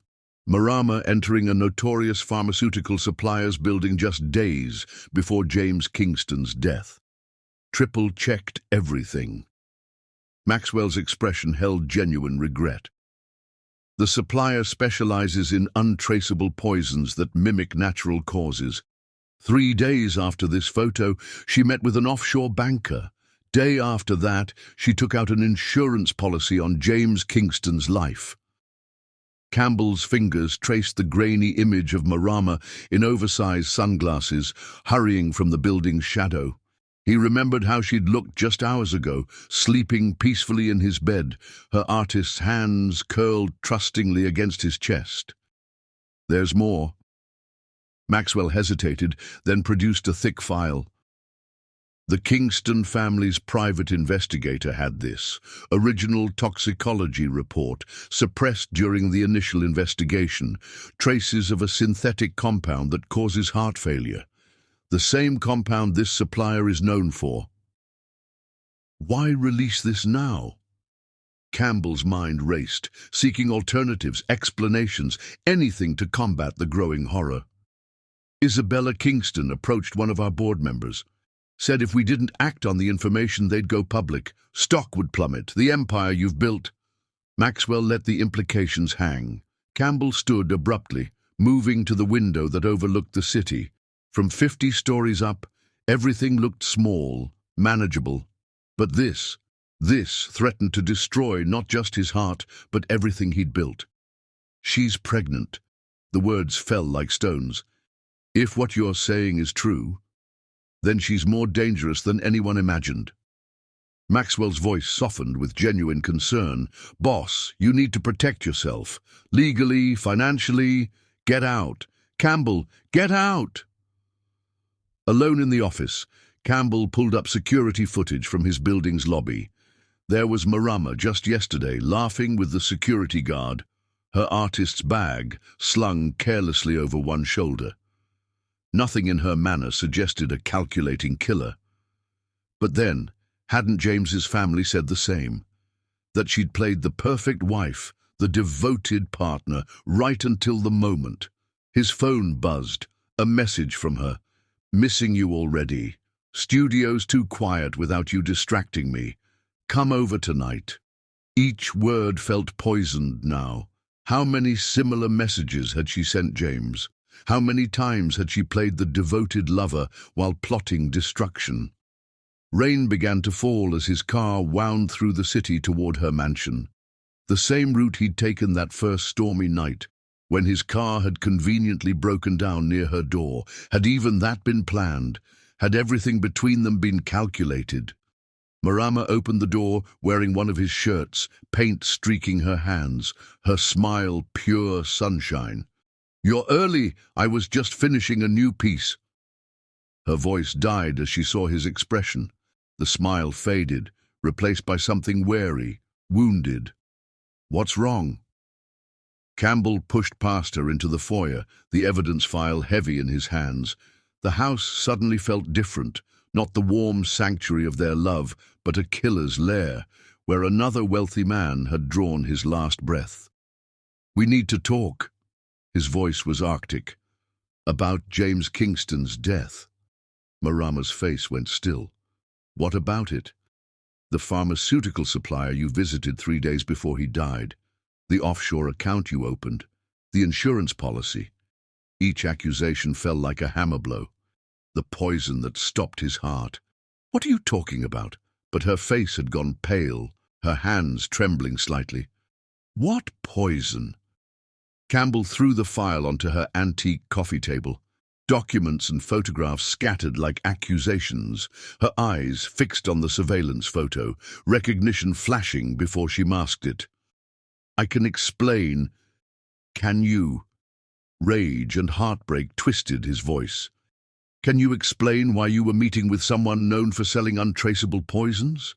Why you took out an insurance policy days before your husband conveniently died of natural causes?" Marama picked up the pharmacy photograph with shaking hands. "You've been investigating me? My head of security has. Apparently he's not the only one." Campbell ran a hand through his hair. "The Kingston family has evidence, Marama. Real evidence." "Evidence of what?" Her voice had gone very quiet. "Of murder?" "Did you do it?" He had to ask, had to know. "Did you kill James for his money? Are you trying to do the same to me?" The sound that escaped her wasn't quite a laugh. "Is that what you think? That I've been playing you? That everything between us has been some elaborate scheme?" "I don't know what to think." Campbell's control snapped. "I look at this evidence and it's damning. But then I look at you, and I see..." His voice broke. "I see the woman I've fallen in love with." Tears spilled down Marama's cheeks. "The pharmacy," she said softly. "I was there for medication. James had been having chest pains, but he refused to see a doctor. His family's pride. They had a history of heart problems they didn't want anyone to know about. I thought if I could get him something for the pain." She moved to the antique desk in the corner, pulling out a small box. Inside were prescription bottles and receipts. "I kept everything. The medication was legitimate, prescribed under a false name because the Kingstons wouldn't admit their perfect son needed help. The insurance policy was his idea. He knew something was wrong, wanted to make sure I was protected." Campbell stared at the evidence of a different truth. "Why didn't you tell me?" "Because it doesn't matter." Marama's voice rose. "No one wants to believe the truth. They've already decided I'm guilty. Even you." Her voice shattered. "Even you would rather believe I'm a murderer than trust what we have is real." The hurt in her voice cut through his doubts, but the damage was done. He moved toward her, but she backed away, arms wrapped protectively around herself. "Don't." Ice had replaced the warmth in her voice. "You've made your choice. You chose to believe them over me. Marama, get out." She turned away, shoulders shaking. "Just go. Not until you hear me out." "Hear what?" She whirled to face him. "More accusations? More evidence of my guilt? I loved James Campbell. I loved him, and I couldn't save him. And I've spent every day since then being punished for it. And now..." A sob escaped her. "Now I've been foolish enough to love again, only to have history repeat itself." The admission of love should have been a moment of joy. Instead, it felt like a farewell. "I'm sorry," Campbell said softly. "I should have trusted you." "Yes, you should have." Marama straightened her spine. "Goodbye, Campbell." He wanted to argue, to pull her into his arms and kiss away her tears, but he'd broken something precious with his accusations, and no amount of apologies could fix it. Not tonight. The rain had turned to a downpour when he left. Through the window, he saw Marama sink to the floor, her body racked with sobs. Every instinct screamed at him to go back, to hold her, to beg forgiveness.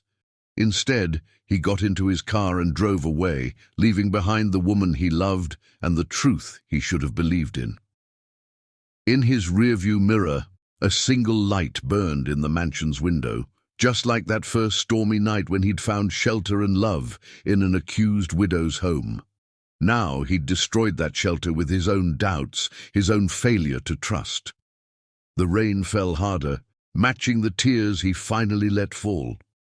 He'd gained evidence, but lost something far more precious, the trust of a woman who'd already been betrayed too many times.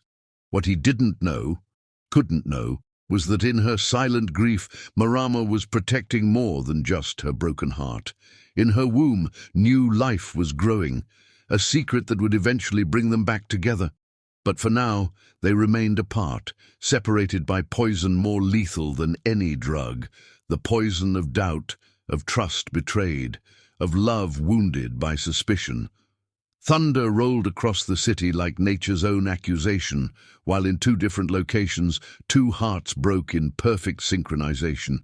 The night grew darker, but neither found peace. Sometimes love isn't enough. Sometimes truth comes too late. And sometimes the hardest battle isn't fighting the world's accusations, it's fighting the doubts in your own heart. But this wasn't the end of their story. It was merely the darkest hour before a dawn neither could yet imagine. A dawn that would bring with it revelations, redemption, and a love strong enough to overcome any poison, even the poison of doubt. Chapter 8. Silent Goodbye. Dawn crept through Marama's studio windows, finding her exactly where she'd been all night, surrounded by the wreckage of paintings that had once told a love story. Canvas after canvas lay destroyed, slash marks through images of storms and passion and trust. Only one piece remained untouched, her first painting after meeting Campbell, the stormy seascape with its piercing light. Her hand gripped the knife, hovering over this last testament to their love. A wave of nausea hit her suddenly, and the blade clattered to the floor. Morning sickness, she realized distantly, though she hadn't confirmed her suspicions yet. Another secret to carry, another reason to run. "Mi hija?" Mrs. Rodriguez's voice carried concern as she entered the studio. "What have you done?" Marama didn't turn around, still staring at the surviving painting. "Erasing mistakes. Just like last time." "No." The older woman's footsteps crunched over broken frames. "Last time you were hiding, this time you're running. Is there a difference?" "See." Mrs. Rodriguez touched her shoulder gently. "Hiding is what prey does. Running is what survivors do. Which are you?" The question hung in the air as Marama finally turned to face her oldest friend. In the morning light, tear tracks silvered her cheeks, but her eyes held steel. "I survived James's death," she said quietly. "I survived their accusations, their hatred, their attempts to destroy me. But this—" her hand pressed unconsciously against her still flat stomach. "I won't survive watching Campbell's love turn to suspicion as I grow bigger with his child. I won't let another baby be born into whispers and doubt." Mrs. Rodriguez's sharp intake of breath confirmed she understood. "You're certain?" "Certain enough to know I need to leave before he finds out. Before anyone finds out." Marama moved to the window, watching the city wake up. "I won't have my child grow up wondering if their mother is a murderer. He would support you." "Would he?" Marama's laugh was bitter. "He couldn't even trust me about James's death. How long before he starts wondering if I'm trapping him? How long before he starts investigating every move I make, questioning every decision about his child?" The sound of tires on gravel made them both tense. Through the window, they watched Campbell's Rolls-Royce approach the mansion, then turn away at the gates. He'd been doing this all night, driving by but never entering, as if waging his own battle between doubt and love. "At least tell him about the baby," Mrs. Rodriguez pleaded. "No." Marama's voice was final. "Not until I know if I'm keeping it. Not until I decide if I'm strong enough to be a single mother with a ruined reputation." She moved through the studio, gathering supplies, paints, brushes, the tools of her trade. These she wouldn't leave behind. Art had saved her once. It would save her again. "Where will you go?" "Don't ask me that." Marama paused in her packing. "What you don't know, you can't tell them. Just watch over the house, in case ... She couldn't finish the sentence. In case what? In case Campbell came looking for her? In case she changed her mind? In case the truth finally came out and she could return with her head held high? The next hours passed in a blur of necessary decisions. Bank accounts closed, gallery contacts notified, a few precious mementos packed. Everything else would stay, testament to another life she was leaving behind. Her phone buzzed constantly, messages from Campbell that she couldn't bear to read. Each one felt like another crack in her resolve. Finally, she placed the phone on her bed, alongside a single sheet of paper. On it, she'd written just 2 words. "Goodbye, Campbell." No explanations, no accusations, no declarations of love or hate. Just a simple farewell to match his simple betrayal. The taxi waited at the gates as sunset painted the sky in colors too beautiful for such a painful day. Marama took one last look at the mansion, at the studio where she'd rediscovered her passion, at the living room where she'd found love again, at the memories she was leaving behind. "Are you sure about this?" Mrs. Rodriguez asked one final time, tears in her eyes. Marama's smile was sad but determined. "Number. But I'm doing it anyway. Sometimes the bravest thing we can do is walk away before love turns to hate." She hugged the older woman fiercely, inhaling the familiar scent of comfort and wisdom. "Take care of yourself, Mama Rosa, and when they come looking—" "I'll say nothing," Mrs. Rodriguez promised. "But Nina, remember, running doesn't mean forever. Sometimes we run so we can return stronger." As the taxi pulled away, storm clouds gathered overhead, nature's own farewell to a woman who had weathered so many storms already. But this time, Marama wasn't afraid of the rain. She'd survived losing James. She'd survived the accusations and isolation. She would survive losing Campbell too. The first drops fell as the mansion disappeared from view. Marama didn't look back.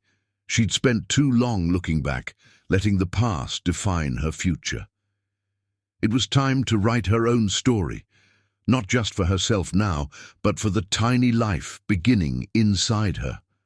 What she didn't know, couldn't know, was that this departure would set in motion events that would eventually lead to redemption.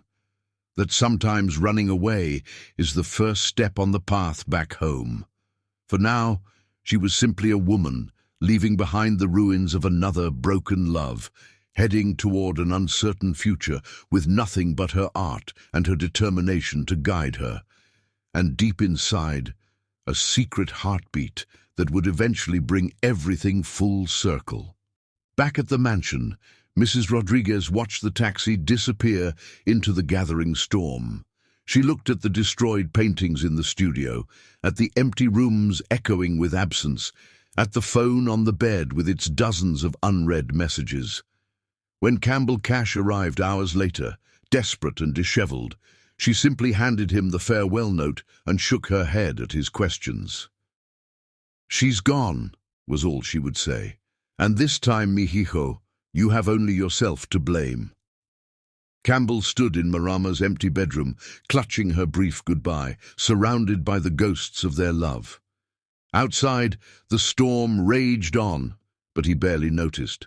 He'd driven her away with his doubts, his investigation, his failure to trust his heart over evidence. Now she was gone, leaving nothing but memories and the bitter taste of regret. What he didn't know, couldn't know, was that he'd lost more than just Marama. Their love had created something neither had planned for, a truth that would eventually bring them back together in ways neither could imagine. But that was still to come. For now, 2 hearts beat in painful synchronization, separated by pride and pain and poisoned truth. And in the gathering storm, a taxi carried Marama Helene toward a new life, while behind her, Campbell Cash held a 2-word goodbye that felt like a novel of loss. Goodbye, Campbell. Two words that ended one chapter but unknowingly began another. Two words that would haunt them both until fate decided it was time for their paths to cross again. The storm continued through the night, nature's own tribute to a love that had burned bright and died quick. Or had it? Only time would tell, and time, like love, kept its own counsel. Chapter 9. The Truth Emerges. 3 months after Marama's disappearance, Campbell Cash sat in his darkened office, staring at the city lights below. The Morrison merger had gone through, adding billions to his empire, but he felt nothing. Success tasted like ashes without her. A knock at his door broke through his brooding. "Not now," he called out, but Maxwell Wright entered anyway, carrying a thick folder. "You need to see this," his head of security said, face grave. "I made a mistake, boss. A terrible mistake." Campbell didn't move. He'd barely spoken to Maxwell since the night Marama left, holding him partially responsible for destroying the only real thing in his life. "Whatever it is, it's about her." Maxwell's voice cracked. "About Marama. I was wrong. We were all wrong." That got Campbell's attention. He turned from the window as Maxwell spread documents across his desk. "Remember that toxicology report? The one that showed traces of poison?" Maxwell's hands trembled slightly. It was fake. The Kingston family's investigator fabricated it. Campbell's world tilted on its axis. "What?" "I've spent 3 months digging deeper, trying to understand why something felt off." Maxwell pulled out more papers. "The original report shows exactly what the police said. James Kingston died of natural causes, a genetic heart condition that runs in the family. The pharmacy photo was real, but not what we thought." Another document appeared. "I found the prescription records. James had been seeing a doctor secretly, against his family's wishes. The medication was legitimate, prescribed for chest pain." Campbell's hands clenched on his desk. "Why are you telling me this now?" "Because I found something else." Maxwell's voice dropped. "The Kingston family knew. They knew about James's heart condition, about the family history of cardiac problems. They knew Marama was innocent. Then why?" Campbell stood, rage building. "Why destroy her reputation? Why accuse her of murder?" "Pride." Maxwell spread out newspaper clippings. "The Kingstons have been hiding their genetic heart condition for generations. If it became public knowledge that James died from it, their carefully constructed image of genetic superiority would crumble. Better to blame the wife than admit their perfect bloodline was flawed." Campbell stared at the evidence of Marama's innocence. All this time, all these months of missing her, hating himself for doubting her. "Does she know?" "No one knows where she is." Maxwell hesitated. "But there's more." "More? What else could there possibly be?" "I found these in the Kingston family's private records." He pulled out medical files. James had been trying to get his family to acknowledge the heart condition for years. He knew he was at risk. That's why he pushed for such a quick wedding with Marama. "I don't understand." "He loved her, yes, but he also wanted to marry before—" Maxwell swallowed hard. "Before the condition could take him. He wanted her protected, provided for. The insurance policy wasn't her idea. It was his last attempt to take care of her." Campbell sank back into his chair, overwhelmed by the truth. He doubted her, accused her, driven her away, and all along she'd been innocent. Worse, she'd been a victim of the Kingston family's pride and manipulation. "Find her!" His voice was rough with emotion. "Whatever it takes, find her." "Already working on it." Maxwell pulled out one final document. "She closed all her accounts here, but I traced a wire transfer to a small gallery in Paris. She's been selling paintings under a different name." Hope flared in Campbell's chest. "What name?"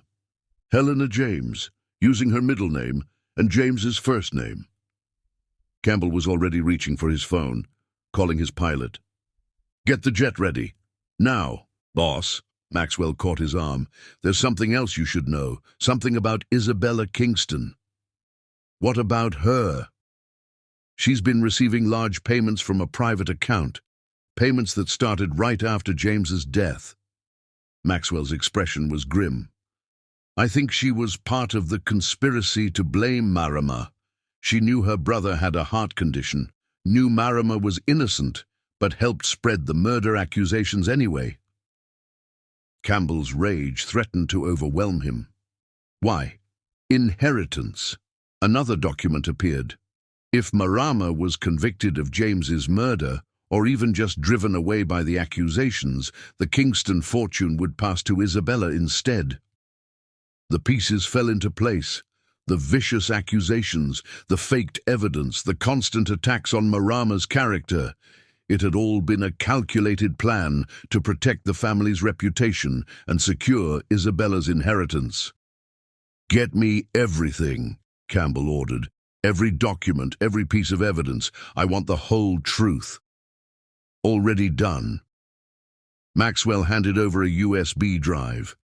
"Everything's here, the real medical records, the fake toxicology report, the money transfers to Isabella, all of it." Campbell stared at the small device that held the key to clearing Marama's name. "Make it public. All of it. The Kingston family will fight back. Let them." Campbell's voice was steel. "They destroyed an innocent woman's life to protect their pride and greed. It's time they faced the consequences." As Maxwell left to set things in motion, Campbell turned back to the city lights.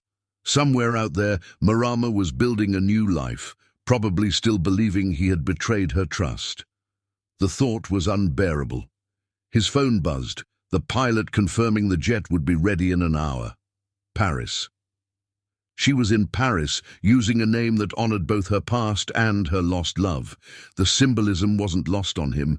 Campbell pulled out the farewell note he still carried everywhere, 2 words that had haunted him for months. "Goodbye, Campbell." "Not goodbye," he promised silently. "Not this time." In his mind, he could see her that last morning, destroying her paintings in a fit of pain and betrayal. He destroyed something far more precious, her trust, her love, their future together. But now he had the truth. Now he could prove what his heart should have known all along, that Marama was innocent, that their love had been real, that his doubts had been planted by those with darker motives. The question was, would it be enough? Would she forgive him for failing to trust his heart over manufactured evidence? Would she give him a chance to make amends? There was only one way to find out. As his car sped toward the private airport, Campbell reviewed the evidence again. Each document showed not just Marama's innocence, but the depth of the conspiracy against her. The Kingston family's desperation to hide their genetic flaw had nearly destroyed an innocent woman's life. His pilot met him at the plane. "Weather's clear to Paris, sir. We can be there in 8 hours." 8 hours. After 3 months of emptiness, 8 hours seemed both an eternity and no time at all. As the jet took off into the night sky, Campbell thought about second chances and redemption. He'd built his empire on being right about people and situations, on trusting his instincts in business. But when it mattered most, with the woman he loved, he'd let doubt override his heart. Now he had to hope it wasn't too late to make things right. What he didn't know, couldn't know, was that fate had already ensured their paths would cross again. In Paris, Marama was about to discover something that would change everything. But that was still to come. For now, Campbell Cash flew toward the City of Light, carrying truth like a torch to illuminate the darkness he'd helped create. Whether that light would be enough to rekindle what they'd lost remained to be seen. The truth had finally emerged. The question was, what would they build from its ashes?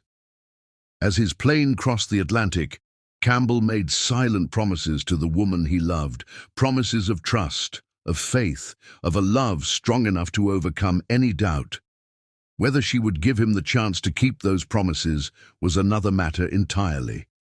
The truth had finally emerged. Now it was time to see if love could do the same. Chapter 10. Crisis Point. Paris in autumn painted the city in shades of gold and amber. Campbell stood outside a small gallery in Montmartre, staring at a familiar signature on the canvas displayed in the window. She'd changed the style slightly, but he'd know her brushstrokes anywhere. Bold, passionate, full of barely contained emotion. "Monsieur Cash?" The gallery owner approached, recognition in her eyes. "We've been expecting you." Campbell turned, surprised. "You have?" "Oui. Mademoiselle Helena called from the hospital. She said you might come." His heart stopped. "Hospital? Which hospital?" "Saint-Antoine. She was taken there this morning after—" The woman hesitated. "Perhaps you should go to her." Campbell was already moving, phone out to call his driver. The short drive to the hospital felt endless, his mind racing with possibilities. Was she hurt? Ill? Had something happened to make her reach out after all this time? At the hospital, he found himself directed to the maternity ward. The realization hit him like a physical blow. Maternity. She was pregnant. With his child. He found her in a private room, standing by the window with one hand pressed against the glass, the other resting on her clearly visible bump. She didn't turn when he entered, though he knew she heard him. 3 months, she said quietly. That's how long it took you to find the truth. Marama. His voice cracked on her name. I wondered if you ever would. She finally turned, and the sight of her took his breath away. Pregnancy suited her. She glowed with it despite the hospital setting. Or if you'd stay comfortable in your doubts. I was wrong. Campbell took a step forward, then stopped when she tensed. About everything. The Kingston family, they fabricated evidence, conspired to hide the truth about James's condition. I know. Her smile was sad. Detective Rivera found me 2 months ago, showed me everything. The fake toxicology report, Isabella's involvement, all of it. Campbell's hands clenched at his sides, fighting the urge to reach for her. Why didn't you contact me? Why should I? Her voice held no anger, only a bone-deep weariness. You chose to believe I was a murderer.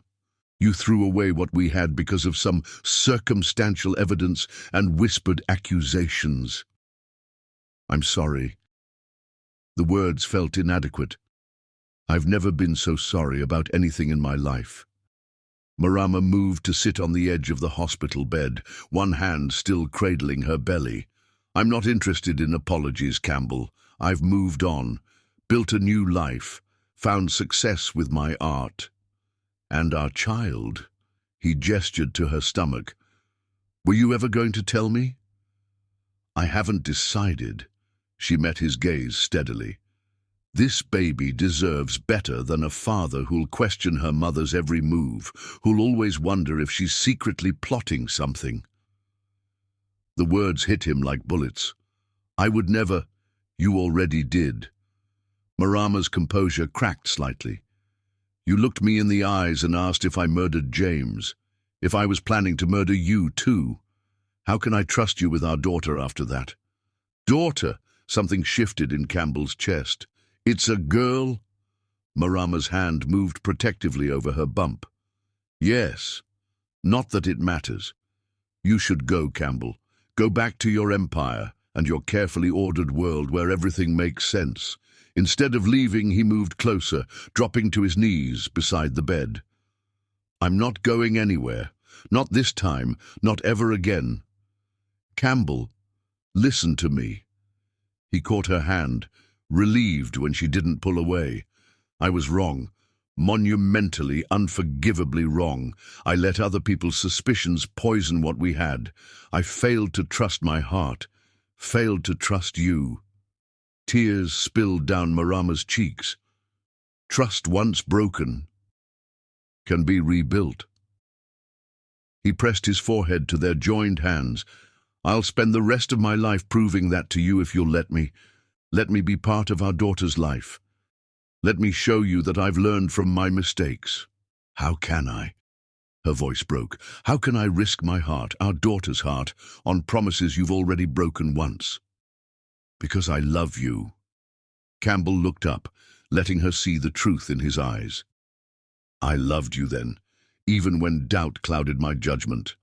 I love you now, even more for the strength you've shown in building a new life, and I'll love you forever, if you give me the chance to prove it." A monitor beeped, making them both jump. The baby had shifted, causing a spike in Marama's heart rate. "She moves a lot," Marama said softly. "Especially when she hears voices. When she hears you."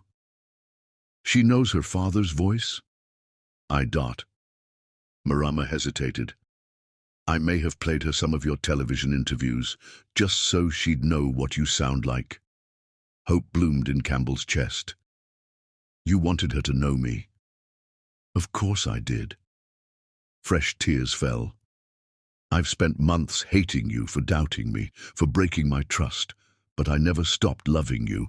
How could I, when every kick, every movement reminds me of what we shared?" Campbell rose from his knees, perching carefully on the bed beside her. "Then let me prove myself worthy of that love, of both of you." Marama looked away. "The Kingston family is being exposed as we speak." He touched her chin gently, turning her face back to his. "Maxwell found evidence of their conspiracy. The fake toxicology report, Isabella's payoffs, everything. By tomorrow, the whole world will know the truth. It won't change what happened between us." "No." Campbell's thumb brushed away her tears. "But it can change what happens next, if you'll let it." A knock at the door interrupted them. A doctor entered, smiling at the sight of them together. "Madame Helena, your blood pressure has stabilized, but we'd like to keep you overnight for observation." Marama nodded, then looked at Campbell. "You should go. Get some rest." "I'm not leaving." His voice was firm. "I've spent 3 months without you. I won't waste another minute." After the doctor left, silence fell between them. Outside the window, Paris sparkled in the gathering dusk, the Eiffel Tower lighting up like a beacon of hope. "Tell me about her," Campbell said finally. "About our daughter." Something softened in Marama's expression. "She's active, strong. The doctors say she's perfectly healthy. I've been painting her nursery with clouds and stars." As she talked, Campbell watched the way her whole face lit up. This was a different Marama from the wounded woman he'd driven away 3 months ago. Motherhood had given her a new strength, a fierce determination he found breathtaking. "I want to be part of this," he said when she finished. "Part of her life, part of yours, if you'll have me." "It won't be easy." Marama's hand found his. "Trust takes time to rebuild." "We have time." Campbell's fingers intertwined with hers. "We have the rest of our lives." Their eyes met, and for a moment the past 3 months fell away. All the pain, all the doubt, all the accusations, none of it mattered compared to the miracle growing between them. "Stay tonight," Marama said softly. "Just stay. We can figure out the rest tomorrow." Campbell brought their joined hands to his lips. Tomorrow, and all the tomorrows after. Outside, Paris continued its eternal dance of light and shadow. Inside the hospital room, 2 hearts began the slow process of healing, while between them their daughter kicked, as if reminding them that love, like life, finds a way to persist even in the darkest times. It wasn't forgiveness, not yet. But it was a beginning. And sometimes beginnings are all you need to rewrite an ending. The crisis point had passed. Now came the harder part, rebuilding what they'd lost, one careful piece at a time. But as Marama drifted off to sleep, her hand still clasped in Campbell's, both felt something they hadn't expected to find again. Hope. Hope for tomorrow. Hope for their daughter. hope for a love strong enough to overcome any crisis. The night deepened outside their window, but inside, light had finally begun to dawn. Chapter 11. The Fight for Love. 1,095 days. Each one a battle. Each one a test. Each one a chance to prove that love could overcome doubt. That trust once broken could be rebuilt stronger than before. Campbell Cash didn't just count the days. He bled for them. Year 1.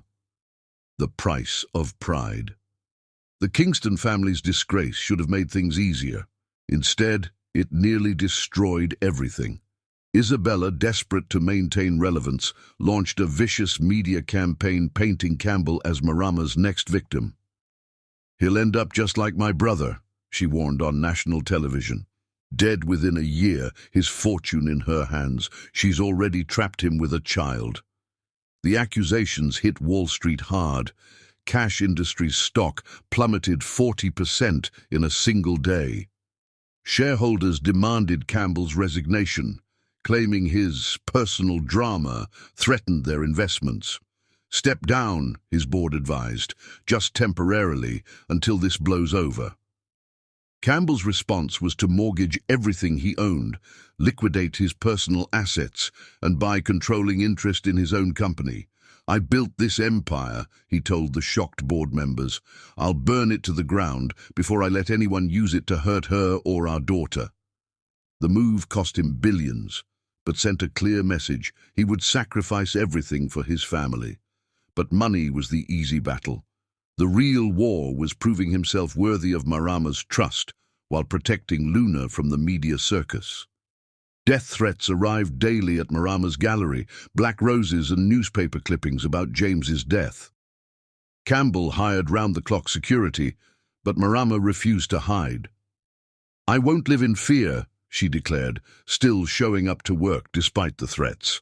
"I won't let them cage me again." Campbell respected her independence, but it tortured him. Every morning he watched from his car as she entered the gallery, his heart stopping until she was safely inside. Every evening he followed her home at a distance, making sure she arrived unharmed. The day Luna spoke her first word, "Dada," 3 different tabloids ran paternity stories, questioning if the baby was his. Campbell responded by having a DNA test done immediately, not because he doubted, but to silence the whispers before they could reach Luna's innocent ears. "You didn't have to do that," Marama said when he showed her the results. "Yes, I did."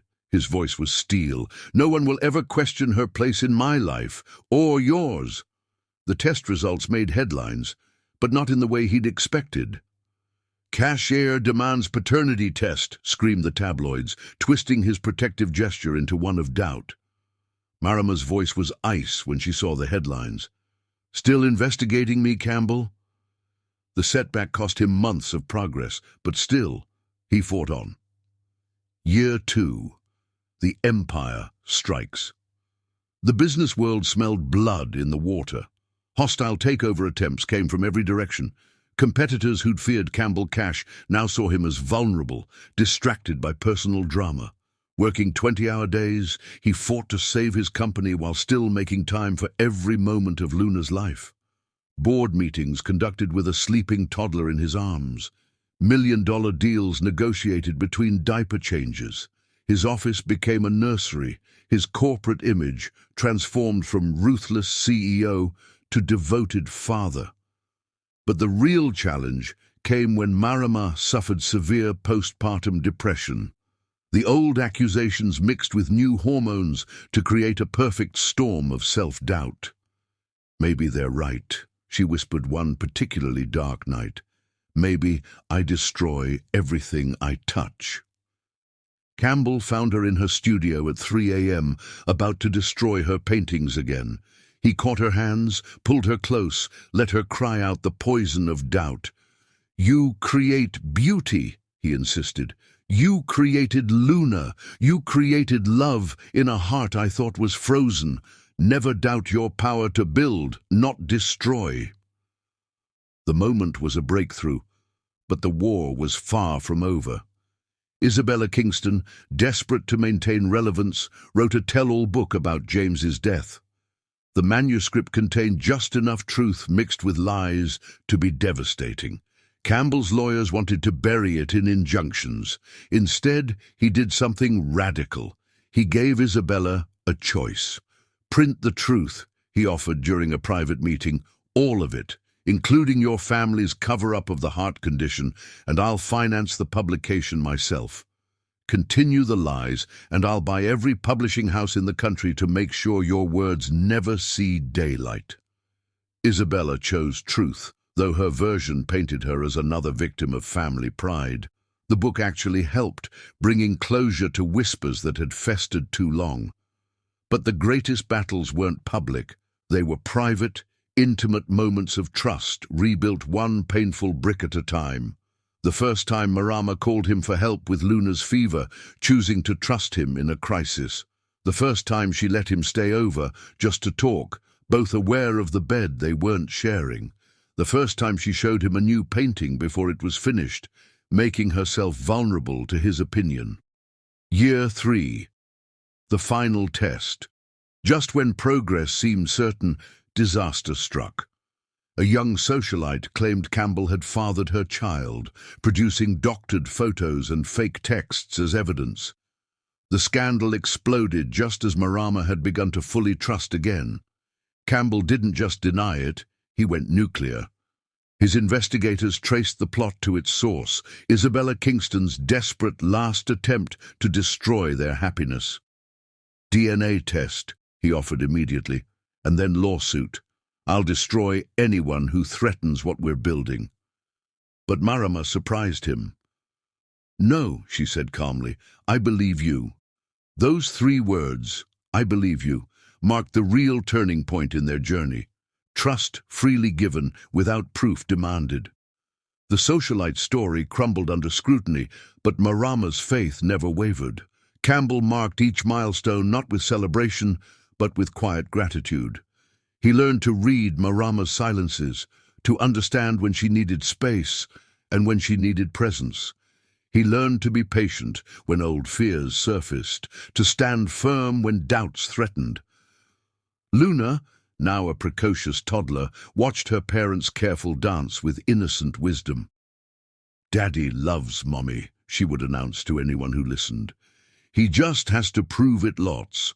The proof came in consistent moments, never missing a promise, no matter how small, showing up unannounced with soup when Marama had a cold, defending her publicly while respecting her privacy, learning when to fight her battles and when to let her fight them herself. Then came the ultimate test. The Kingston family, facing financial ruin, offered Campbell a deal: buy their remaining assets at a fraction of their worth, securing his empire's future. The catch? He had to publicly denounce Marama, support their original accusations. The business world thought it was an easy choice. The deal would make him the undisputed king of their industry. Instead, Campbell called a press conference. 3 years ago, he told the assembled media, I let doubt poison the purest thing in my life. I chose evidence over heart, suspicion over trust. That mistake cost me the woman I love and nearly cost me my daughter. I've spent every day since then proving that love is stronger than doubt, that trust once broken can be rebuilt. He turned to face the cameras directly. To the Kingston family I say this: keep your empire. I've built something far more valuable, a family based on trust and truth. I choose them. I will always choose them. The next morning, he found Marama in her studio, working on an unusual piece. Instead of her typical oils, she used mixed media, print articles about James's death, Isabella's accusations, the DNA results, all woven into a phoenix rising from ashes. It's us, she explained, adding golden threads through the darkness. All of it, the pain, the growth, the healing. I couldn't have created this 3 years ago. It's beautiful, Campbell said softly, like you, like our journey. Marama turned to face him, paint smudged across her cheek, just like that first stormy night. 3 years of fighting for us. Was it worth it? Campbell's answer was to kneel, not with a ring, but with truth. Every second, every battle, every moment of doubt overcome by choice and faith.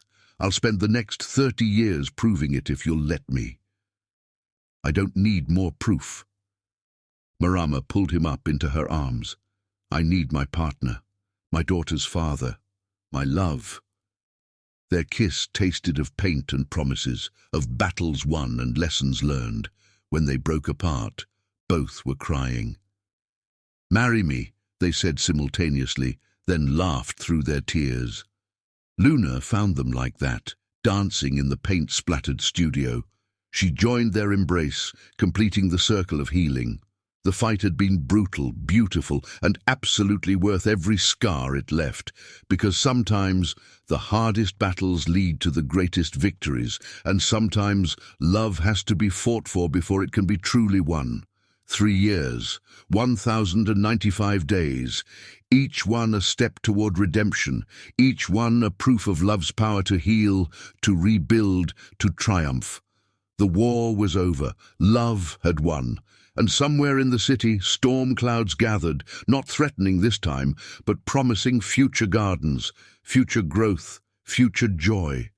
The kind of future that only comes after fighting through the darkest nights to reach the brightest dawn. Chapter 12. Love Triumphant. The morning of their wedding dawned clear and bright, the kind of perfect autumn day that seemed crafted by fate itself. Marama stood at her studio window, watching the sun paint the city in shades of gold and promise.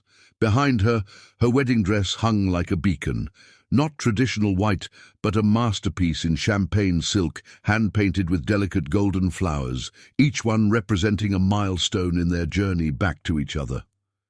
"Mummy, you look like an angel!" Luna twirled into the room in her flower girl dress, dark curls bouncing.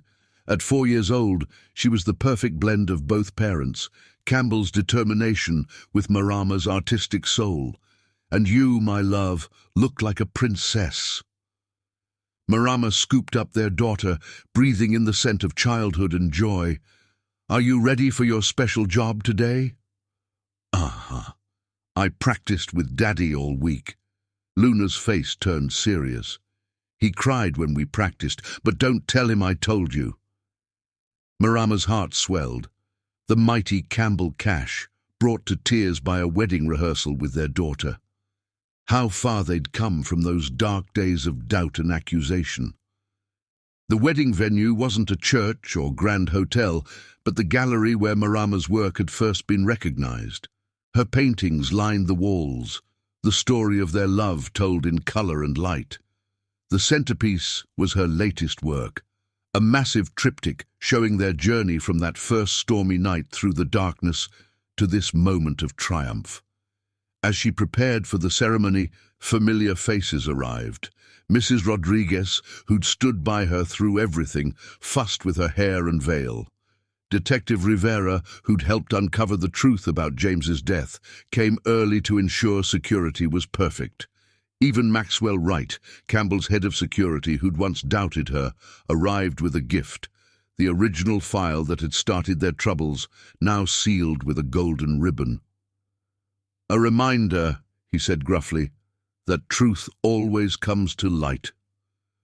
The Kingston family's fall from grace had been complete. Isabella's tell-all book had exposed generations of lies, not just about James's death, but about the family's carefully constructed image. She'd tried to crash the wedding preparations the day before, but Campbell's security had quietly removed her.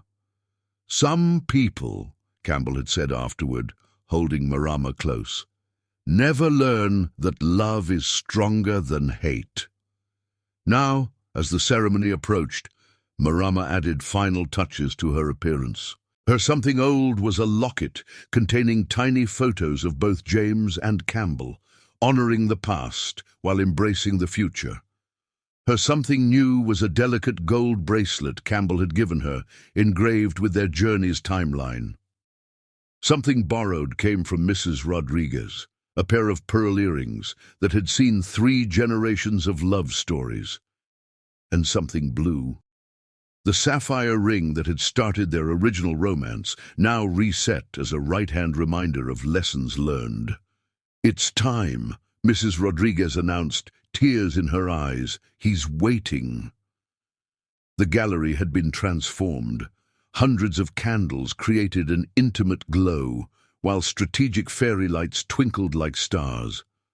The aisle was lined not with traditional flowers, but with easels, each holding a small painting depicting moments from their story: the storm, the accusations, the reunion in Paris, Luna's birth, the long journey of redemption.